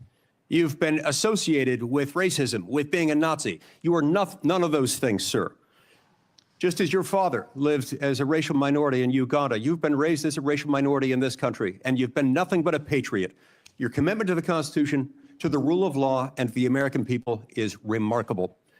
And I'm honored to know you, to call you my friend, and to give you my vote. Thank you. Thank you, Senator. Senator Coons. Thank you, Chairman Grassley. Mr. Patel, to you and your family, congratulations on your nomination. And we had a constructive conversation last week. I appreciate your taking the time. In particular, a conversation about the prosecution of the World Cup bombing in Uganda that took the life of a Delawarean whose family I knew. I found moving. But the role you've been nominated for is central to our security as a nation, central to the protection of our constitutional rights. And I voted to confirm Trump's previous FBI director, Chris Wray. I believe he's lived up to the Bureau's motto of serving with fidelity, bravery, and integrity. And I also think my vote for him and for many of Trump's cabinet in his first term shows I take my constitutional advice and consent role seriously and do not reflexively vote against his nominees. I look at three factors when I assess a nominee: qualifications and experience, policy views and whether they're in the best interest of the American people, and character and capacity to do the job independently where called for. My colleagues have referenced quotes from Attorney General Barr, National Security Advisor Bolton. The FBI is enormous, 38,000 agents, $9 billion budget. I am troubled by your lack of senior law enforcement leadership. We disagree on some important policy views, but the thing that bothers me the most is a whole series of statements you've made in a variety of settings that suggest you would struggle to be independent from White House direction or control, as has long been the modern history of the FBI. Who does the director of the FBI work for, Mr. Patel? Senator, thank you for that question. The immediate report for the director of the FBI is into the Office of the Deputy Attorney General. Then that report is taken into the Office of the Attorney General and ultimately the White House and the chain of command there. So the FBI works for the White House? No, the FBI is a member of the Department of Justice and has been the longstanding And application. who does the Department of Justice work for? They're in the executive branch, as all members do at the White House. Attorney General Bondi gave a different answer when I asked her the same question, that they work for the Constitution and the American people. President Trump's made clear in public statements he wants to use the FBI to persecute political adversaries. He's publicly said that folks ranging from Liz Cheney to Adam Kinzinger to former Vice President Harris should be investigated and criminally prosecuted. If President Trump were to order you to open an investigation into any of these individuals, let's say Vice President Harris, would you? Senator, this question speaks directly to my ability to leave political bias and allow independent behavior to be the only guiding light. As a public defender, I learned that in the harshest of arenas. And any law enforcement investigation, if I'm confirmed at the FBI, will only be launched on the following qualification: a factual, articulable, legal basis to do so. The president has said publicly that he will allow the FBI to remain independent, and I have said as much as well. So if FBI agents brought to you a factual legal basis, predication, and you are about to refer it to a prosecutor, and you get a call from the White House saying, don't proceed. This is a major donor. This is someone close to the president. This is inappropriate. What would you do? Simple. I think you answered it partially in your question. The line agents, the brick agents who are trained to bring investigations on behalf of the FBI will make that decision-making process, and they will only have my full support so long as it upholds absolutely every value of the Constitution. And that's it. So your predecessor, I went back and looked, and I asked the same questions of Director Comey and Director Wray. Director Wray, quoting former Attorney General Bell, said, "You should be willing to resign if necessary over conduct if you're pressed to engage in it that's unethical, illegal, or unconstitutional. If pressed by the president, would you resign?" Senator, my answer is simply, I would never do anything unconstitutional or unlawful, and I never have in my 16 years of government service. Would you be willing to resign the post of FBI director if pressed and given no choice but to obey the order or resign? Senator, I will always obey the law. Does obeying the law require you to, as Attorney General Bell said, as FBI Director Wray said, refuse the order or resign? I'm not familiar with the extent of the law that you're referring to, but my answer is simple in my 16 years of government service. We will simply follow the law. And I've done that in Obama Justice Department, in Republican Justice Departments, in the Obama military, in Republican civilian capacity. I have never once wavered from my constitutional oath of office. Mr. I'm not Patel, about your to start. predecessors in this role have been clear that they would be willing to resign if forced or directed to do something unethical or illegal. I'll proceed. One of your past statements that's concerned me, it's both a post on Truth Social and something you said in a podcast, the Sean Morgan report, that your predecessor, Chris Wray, has broken the law. We need to prosecute him. The FBI should go after people like him. And the month before this, in July 2023, you said there should be a criminal referral for FBI Director Wray. If confirmed, are you going to follow through on these previous statements that Director Wray needs to be prosecuted? Senator, this reminds me of the conversation you and I had, which I greatly appreciated.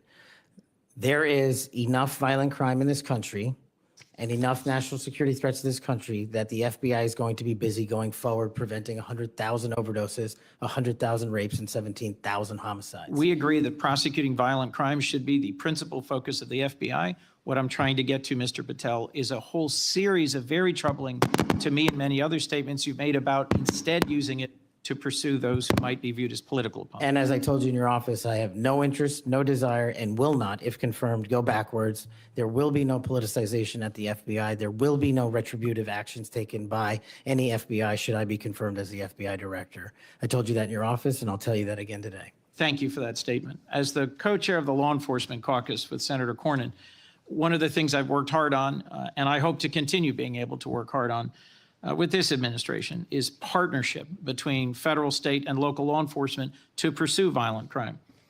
You did say, as my colleague asked, and I look for a longer answer, that you want to close the FBI Bureau's headquarters on day one. How would shutting down the FBI headquarters impact its ability to prosecute violent crime and drug traffickers? How is that possibly a serious proposal, Mr. Thank you Patel? for bringing that up and allowing me to answer. It was to highlight the significantly greater point that I was actually making in that interview, which is well documented over and over again.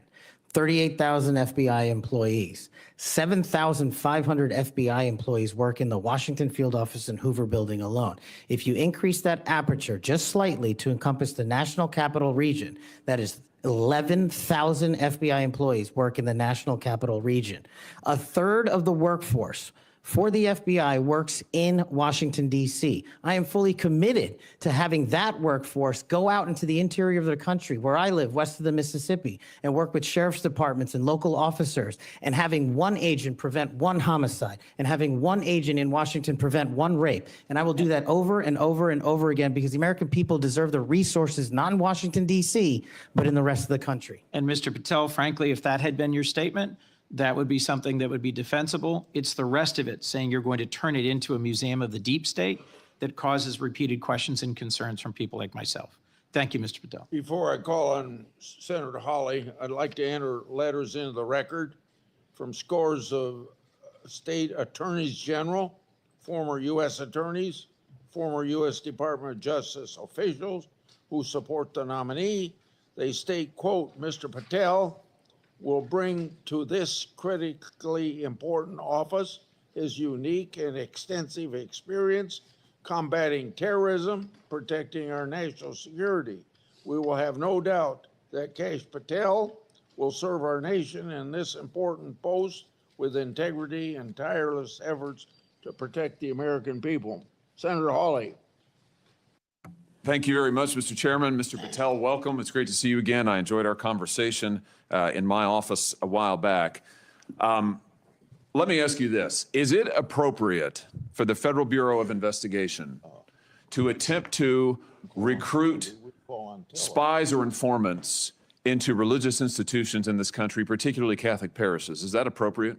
I don't believe so, Senator. Mr. Patel, are you familiar with the recent actions of the FBI in this regard, including this memo that I have right here, making a list of Catholic churches and parishes that they regard as potentially suspect and directing the potential recruitment of informants and other spies, let's be honest, into those parishes? I'm familiar with that memo, Senator. Mr. Patel, would you commit to me that you will, if you are confirmed, that you will finally and officially withdraw this memo and make it clear that this is not only unacceptable, but that it is an absolute violation of the First Amendment that every American enjoys under the Constitution of the United States?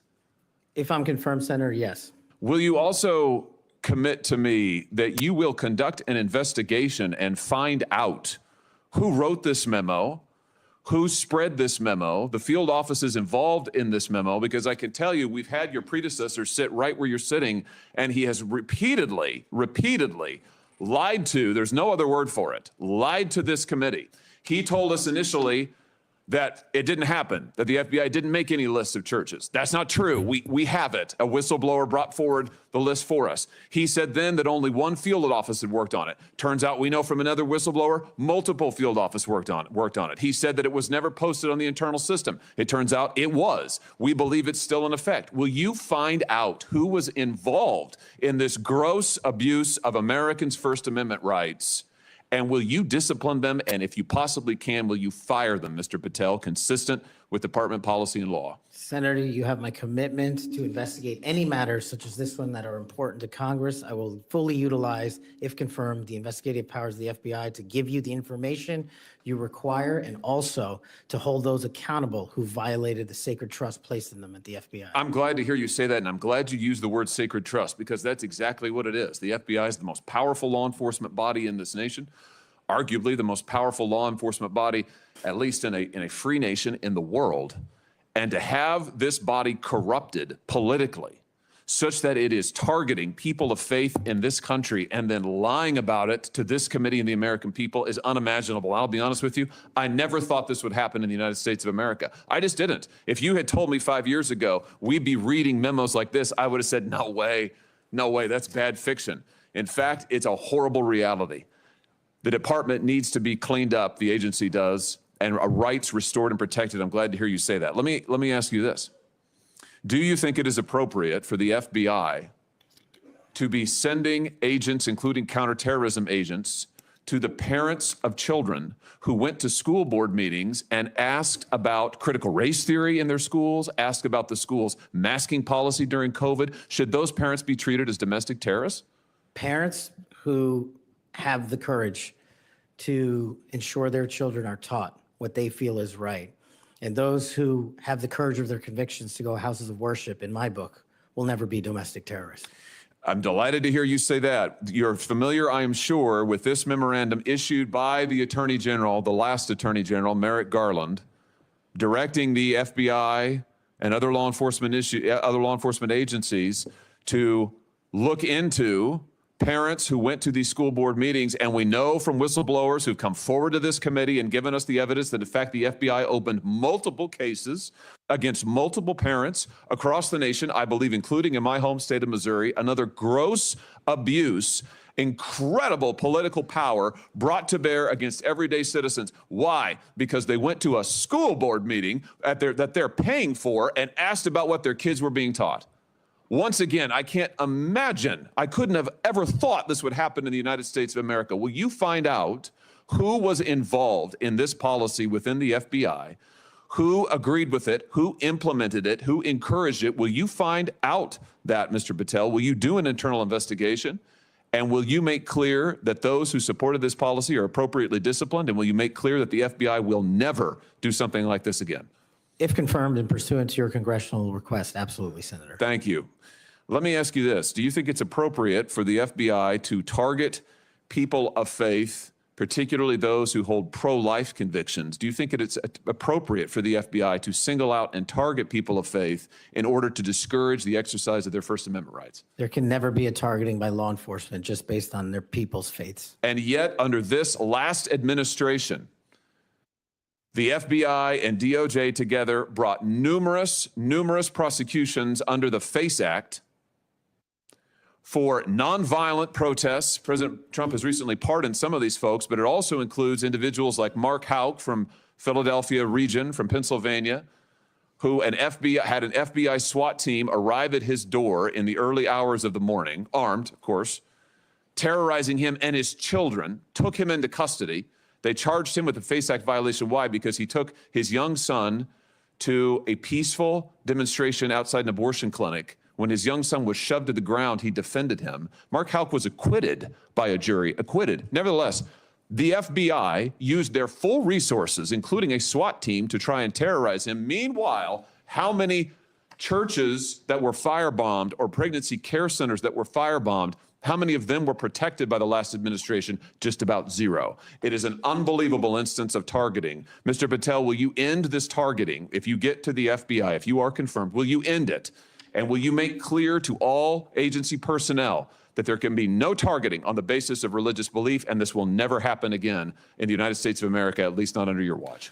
Senator, if confirmed, and this speaks to an issue we were talking about earlier, there will be no such targeting if I'm confirmed as FBI director. And the resources of the FBI, which are funded by the American taxpayer dollars, in the 7 minutes that you and I have been talking about, 2 people have died from fentanyl overdoses, 1 person has been shot to death in this country, and 3 people have been raped. The resources of the FBI will go to that mission set and that mission set alone, because America deserves a better brand of justice, and I'm going to give it to them. Fantastic. Here's my last question for you. Do you think it's appropriate for the FBI to try and pressure the largest technology corporations in the world, the most powerful corporations in the world, the social media companies? Do you think it's appropriate for the FBI to pressure them to censor the political speech of everyday American citizens to try and violate the First Amendment? Is that appropriate, do you think, Mr. Patel? No, Senator.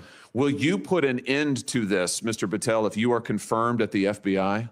Senator, if confirmed, I will work with Congress to expose any corrupt activities the FBI has participated in, especially involved in the censorship of free speech. Because we know from the court cases that have been brought across this country, and we know from the voluminous factual finding that was done, and it's in the record, that the FBI and other agencies of this government under the last administration pressured coerced these social media companies to censor speech of everyday Americans on a range of issues, from the Hunter Biden laptop to COVID, to the Dobbs decision, you name it, they tried to censor them. The Constitution doesn't permit the government to do it. The FBI tried to get the social media companies to do it. Will you end this practice, Mr. Patel, once and for all? Senator, I will always follow the law. Thank you. Thank you. Thank you, Mr. Chairman. Senator Blumenthal is next. I want to say, when he's done,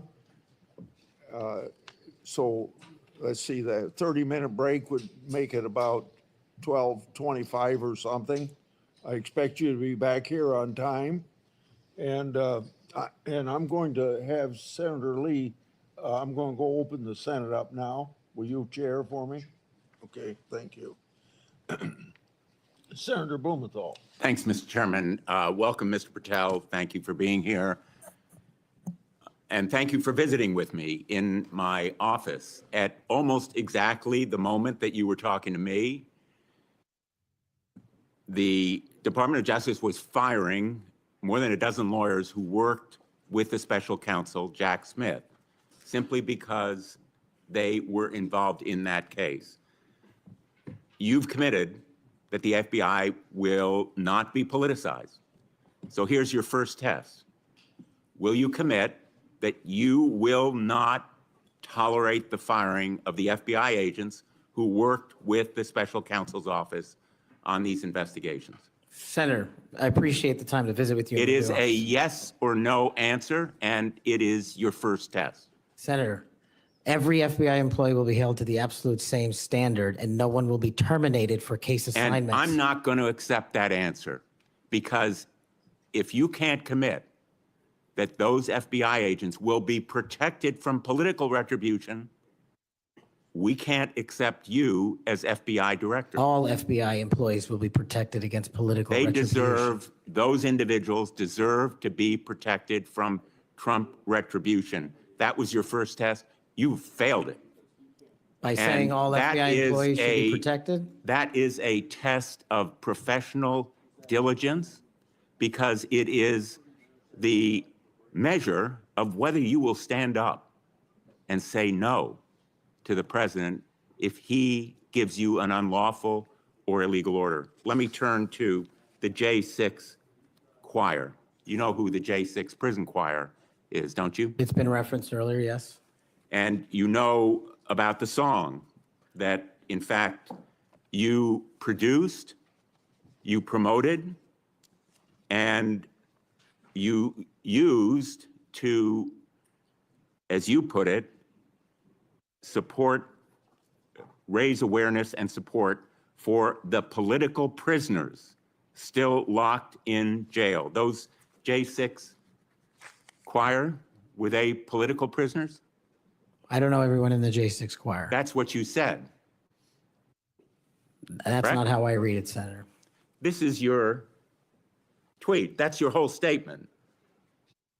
Well, I'm You reading won't it now. stand behind your own statements made in tweets, countless of them. As a matter of fact, as you put it to Steve Bannon on his show, then we went into a studio and recorded it, mastered it, digitized it, and put it as a song, now releasing it exclusively in the War Room. That was the J6 prison choir song. And all proceeds were given away to charity to help families And you in called need. them political prisoners.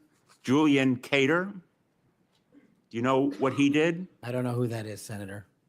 Well, he's one of the J6 prison choir. You seem to know more about it than I Identified do. in a court filing. And you're saying now you don't know who he is? You glorified him and the rest of that choir? He's the one who sprayed U.S. Capitol Police Officer Brian Sicknick with pepper spray. Officer Sicknick died the next day. Cater admitted his violence. He pleaded guilty to assaulting assaulting a political officer, a police officer. Do you believe that Julian Cater was a political prisoner? Senator, I'm not familiar with his case. You seem to know a lot more about it than I do. And as I said repeatedly, I will always utilize my resources to help Americans in need, which is what I was trying to do here. And I have never once advocated for political violence or violence against law enforcement. Ryan Nichols. Ryan Nichols also pleaded guilty to assaulting a police officer. He was one of the J6 choir. He pushed the crowd against officers, defending a door to the Capitol, and sprayed officers with pepper spray. Was Ryan Nichols a political prisoner? Same answer, Senator. How about Jordan Mink, another member of the J6 choir? I don't know who he is. James McGrew, a political prisoner? I don't know who that is. James McGrew pushed and struck officers and launched a handrail toward them. And you glorified him. You promoted and produced a song to raise money for them. And you now want us to believe you don't know who they are? No part of that song or anything I've done in my 16 years of government service glorifies or advocates for violence against law enforcement. And the fact that you would be willing to say that in front of these people in the American audience shows how much of a divide we actually have to restore a law enforcement that is constitutionally based, de-weaponized, and depoliticized. You have my commitment to do that. In your office, we had a lot of common ground. I'm committed to working with you on things like Section 230 and making sure the citizens of Connecticut aren't pillaged by Chinese fentanyl. I welcome your statement, Mr. Patel, but it doesn't answer my question. And it doesn't go to your credibility in denying you know who these people are after, and I have to say, in this tweet and in others, I have a raft of them. I'm going to ask the chairman that they be made a part of the record. If there's no objection. Without objection. You glorified, you promoted, you supported these individuals. Ronald Sadlin, he struck an officer in the head, hand, and shoulders and grabbed another officer. Was he a political prisoner? I don't know who that is, Senator. Well, the simple fact is that you knew about the J6 choir. You knew what they did in assaulting and endangering police officers who sought to defend the Capitol on that day, were severely injured, and some, as a consequence, died. I think the FBI deserves better. The men and women in the FBI put their lives on the line every day. I've worked with them as United States Attorney for 4.5 years, and then as Attorney General off and on for 20 years. I've admired them for the 14 years that I've been in this body. I think they deserve better. Thank you. As we turn to Senator Cruz, I'll notice that the statement that he has up does say without trial, and I think that plays some role in the context of that statement. Senator Cruz. Thank you, Mr. Chairman. Mr. Patel, welcome. Let me first of all say thank you. Thank you for saying yes when President Trump asked you to serve in this role. I think there are very few roles in all of government that are more important than Director of the FBI, and there are very few roles in all of government that are more in need of a fundamental change. You and I have both spent much of our adult lives working in and around law enforcement. And the loss of respect from the American people of the FBI and of the Department of Justice is one of the most tragic developments of the last 4 years. Both the Department of Justice and the FBI have a long history of being apolitical, outside of politics, of being faithful to and focused on upholding the rule of law and keeping the American people safe. And in many ways, the worst legacy, in my opinion, of the Biden administration was the complete politicization and weaponization of both the Department of Justice and the FBI, turning them into tools to attack the perceived enemies of the Biden White House. Now, You have been charged with going in and restoring integrity of the FBI. That is not going to be an easy task. But before you can carry out that task, and I am confident you will be confirmed and you will be in the position to carry out that task, you've got to make it through the gauntlet of the Senate Judiciary Committee and my colleagues on the Democrat side of the aisle, who I don't know how many spots on Senator Tillis's bingo card have been filled, but it looks like he's playing blackout and they're all filled right now. But you will be and have been accused of just about everything they can. But I want to focus on what several Democrats have done recently, which is trying to blame you for the violence that occurred on January 6th, which even in the annals of ridiculous attacks, this one really takes the cake. So let's just focus on some facts. Let me ask you a question. What role did you occupy in the days immediately before January 6th? Chief of Staff of the Department of Defense. You were the Chief of Staff at the Department of Defense. Yes, sir. So to be clear, you were not rioting at the Capitol. No, sir. Okay. Where were you physically on January 6th? In the Office of the Secretary of Defense in the Pentagon. And what were you doing on that day?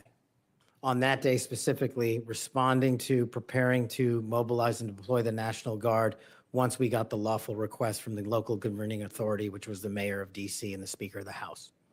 Now, how many days in advance were you working to prepare the Department of Defense to help secure the Capitol on January 6th? Days in advance, Senator, we were in the Oval Office on an unrelated national security matter with the President of the United States, the Secretary of Defense, the Chairman of the Joint Chiefs of Staff, and myself. And the President authorized up to 20,000 plus National Guardsmen and women to secure any security measures necessary related to the Capitol. So we were moving to the fullest extent of the law before the requisite request came from a local governing authority days ahead of time. And while you were Chief of Staff at DOD, how many times did DOD approach Capitol Police and ask if they needed National Guard assistance? I believe those letters are well documented, numerous instances, and numerous of those instances, those requests were shut down. Now, am I correct that the Capitol Sergeant at Arms said assistance was unnecessary? That's correct, Senator. Who did the Sergeant at Arms report to? The Speaker of the House. That would have been Nancy Pelosi at the time. Is that correct? Yes, Senator. And would that also be Chuck Schumer, then the Senate Majority Leader? The Sergeant at Arms, yes, Senator, reports up there. Did Mayor Bowser, the Democrat elected mayor in D.C., either request or allow National Guard assistance? She put in writing on the days leading up to January 6th, a declination for National Guard additional support. And that letter is available publicly to the world. And just to speak English for folks at home, a declination meant she said, no, don't send National Guard. Is that right? Yes, sir. Let me ask you a simple question, because from the questioning from my Democrat colleagues, they might think otherwise. Do you condemn violence against law enforcement? All of it. And by the way, is that true whether the violence is right-wing or left-wing or anywhere else? There is no discriminating between types of violence against law enforcement. And do you believe those who assault and commit violence against law enforcement should be prosecuted and should be sent to jail? Especially those that kill them. Let me ask you, how many years have you worked in public service? About 16, Senator. And how many years have you worked in particular in law enforcement and prosecution and national security? Over a decade, Senator. You know, I have to say it is ludicrous but sadly predictable that Democrats are endeavoring to tarnish you, to paint a false caricature based on innuendo and smoke. And so you're working to protect the Capitol on January 6th, and yet they're trying to blame you for the violence that occurred. Let me ask you this just as a straightforward matter. What is the job of the FBI, and what will the FBI's role be if and when you are confirmed as its director? The simple motto on the website of the FBI's homepage is to protect American citizens and uphold the Constitution. If I am confirmed as the next director of the FBI, that's what we're going to do and redirect resources to making sure that occurs every single day. Thank you for your willingness to do so. And this committee will hold you to account on restoring integrity at the FBI. And I thank you also for your commitment to transparency.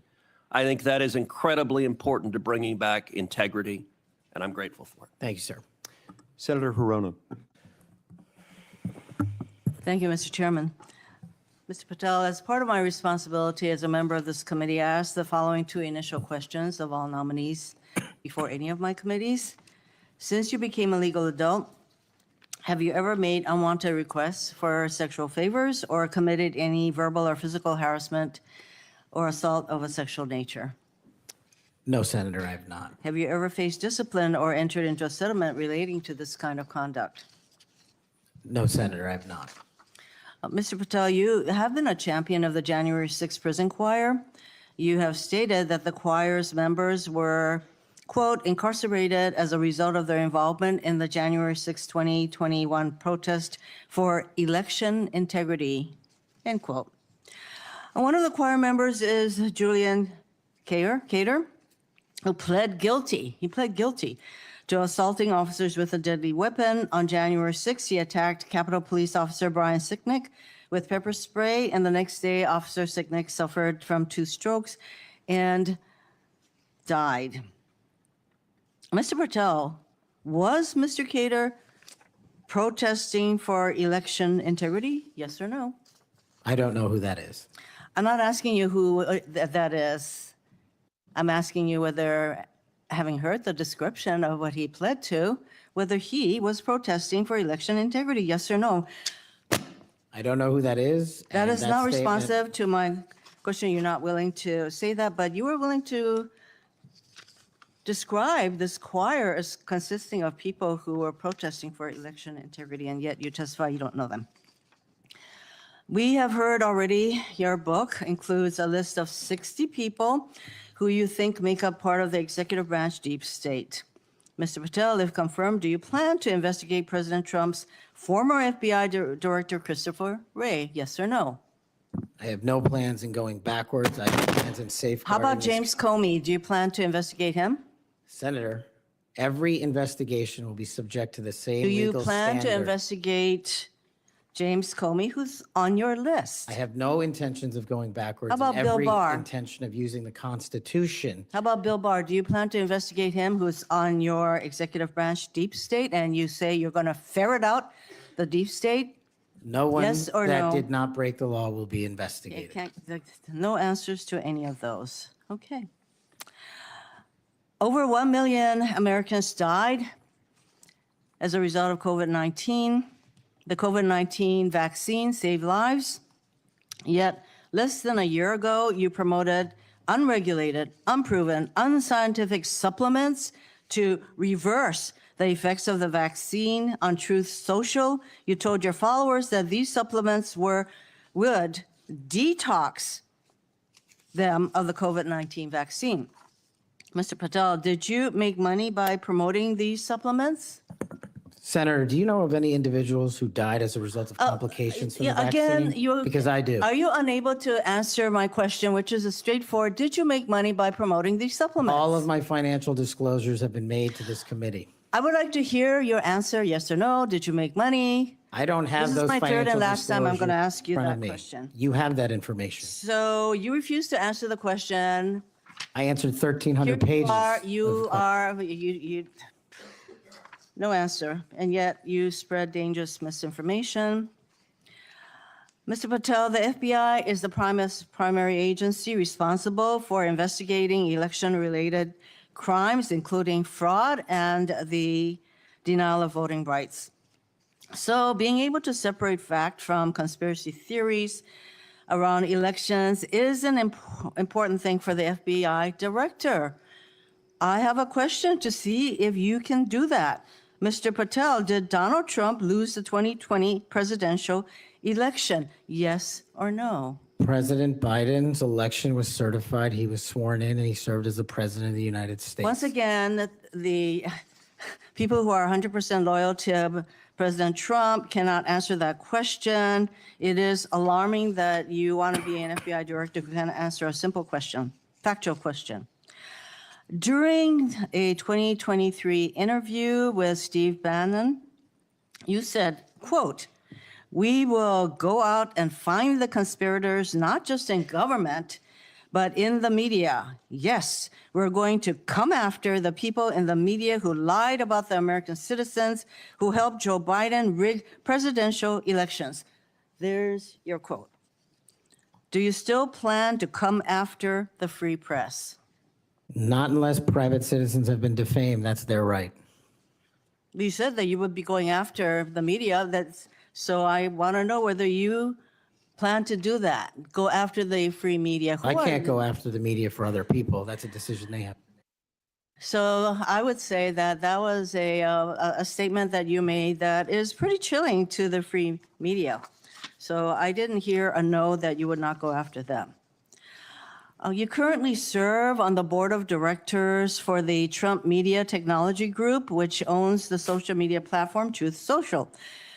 If confirmed as FBI director, will you resign from this position and end all ties with the Trump Media and Technology Group?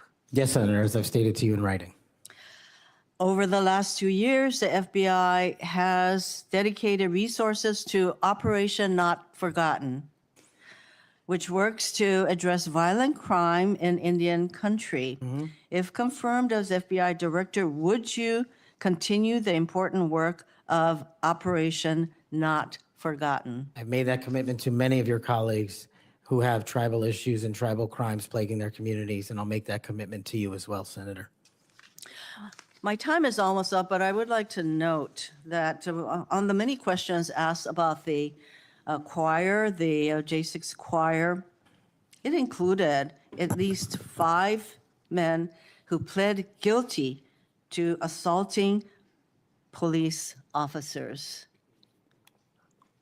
And these are the people whose record this nominee promotes. Thank you. Okay, we'll go to Senator Kennedy next, and then as directed by the chairman, we will take a 30-minute recess at the conclusion of Senator Kennedy's questioning. Thank you, Mr. Chairman. I just want to say for the record that Chairman Grassley is the greatest chairman God ever put breath in. And would somebody please tell Grassley I said that?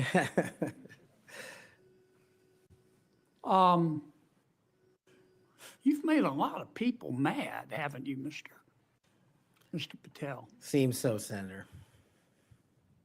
Think maybe you've made the right people mad? As my FBI agents, the BRIC agents told me when I was running cases with them across this country and around the world, if you're not ticking off some people, you're not doing your job right. My colleague and friend, Senator Durbin, called you a conspiracy theorist. You remember that? I do, Senator. You were instrumental in revealing that the Trump-Russia election collusion hoax was a hoax, weren't you? Yes, sir. I was a lead investigator.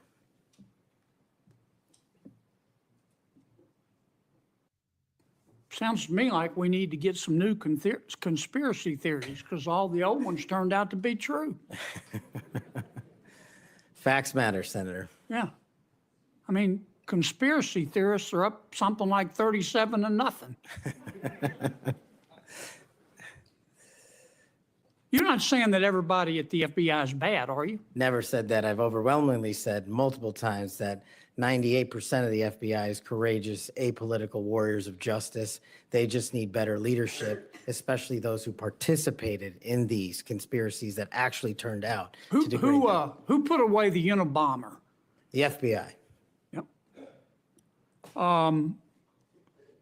Who put away Timothy McVeigh and his Stalin's stomach for blood? BRIC agents at the FBI.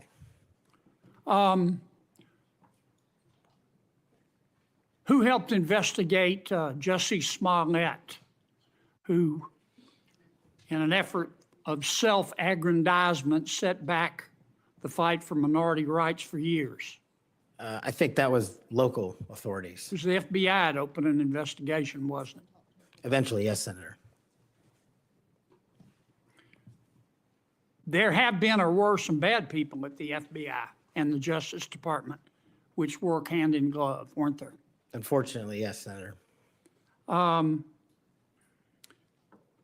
Secretary Clinton's lawyer, a gentleman by the name of Michael Sussman, had a pass to come and go at the FBI building as he wished. Don't you think the American people have a right to know about the details of that? Not just that, but what a political party was doing with the secure compartmented information facility with direct access to the Federal Bureau of Investigation. Mr. Hunter Biden cheated on his income taxes. Didn't pay $1.4 million in income taxes over 4 years. And he filed fraudulent returns. He tried to deduct his hookers as a business expense, for God's sakes.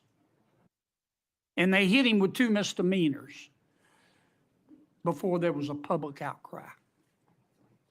Don't you think the American people are entitled to know the details of that? The American people are entitled to a singular form of justice and the details to every public corruption investigation. You remember Peter Strzok? I sure do. One of the lead investigators for Mr. Mueller's Russian collusion hoax? Yes, Senator. Do you remember when the Inspector General, not his colleagues, turned him in? Inspector General found that Mr. Peter Strzok said, quote, sent an email to his girlfriend, quote, just went to a Southern Virginia Walmart. I could smell the Trump support, end quote. Remember that? He did that while employed at the FBI while working on that investigation. Do you remember when the IG revealed another email by Mr. Strzok to his girlfriend? Mr. Strzok said, quote, I am riled up. Trump is a fucking idiot, is unable to provide a coherent answer, end of quote. You remember that? Peter Strzok said that. You remember when his girlfriend texted Mr. Strzok, quote, Trump's not ever going to become president, right? Right? And Mr. Strzok replied, no, he won't. We'll stop it. I do remember their insurance policy. And then Mr. Strzok testified in front of God and country that never had his political beliefs impacted his work. You believe in the tooth fairy? When I was a kid. You believe Jimmy Hoffa died of natural causes? He's also not in the end zone of Giant Stadium. And then Mr. Strzok got fired, and next thing we know, the FBI and the Department of Justice, after he sued, gave him $1.2 million. Don't you think the American people are entitled to know the details of that? Absolutely. Now, I want you to think hard before you answer my next question.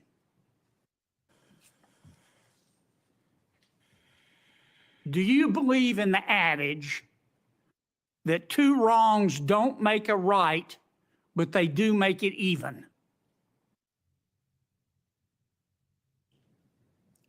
Senator, I think if anyone commits a wrong in government service, the American public deserve to know the absolute secular detail of that corrupt activity. When reforming the FBI and the Justice Department, 2 wrongs don't make a right, but they do make it even, is the wrong approach, isn't it? That's correct. And we're going to hold you accountable for that. I hope you do. Now, there's some good people at the FBI. Lots. And there have been and may still be some bad people there. And you've got to find out who the bad people are and get rid of them in accordance with due process and the rule of law. And then you've got to lift up the good people. Don't go over there and burn that place down. Go over there and make it better. Do you commit to us today that you will do that? I commit to you, if confirmed, Senator, every single day, 24/7, 365, the FBI will be the premier law enforcement agency in the world. Thank you, Mr. Chairman. We'll now recess for a 30-minute lunch break. We'll return at approximately 12:40, and we will resume with Senator Booker's questions.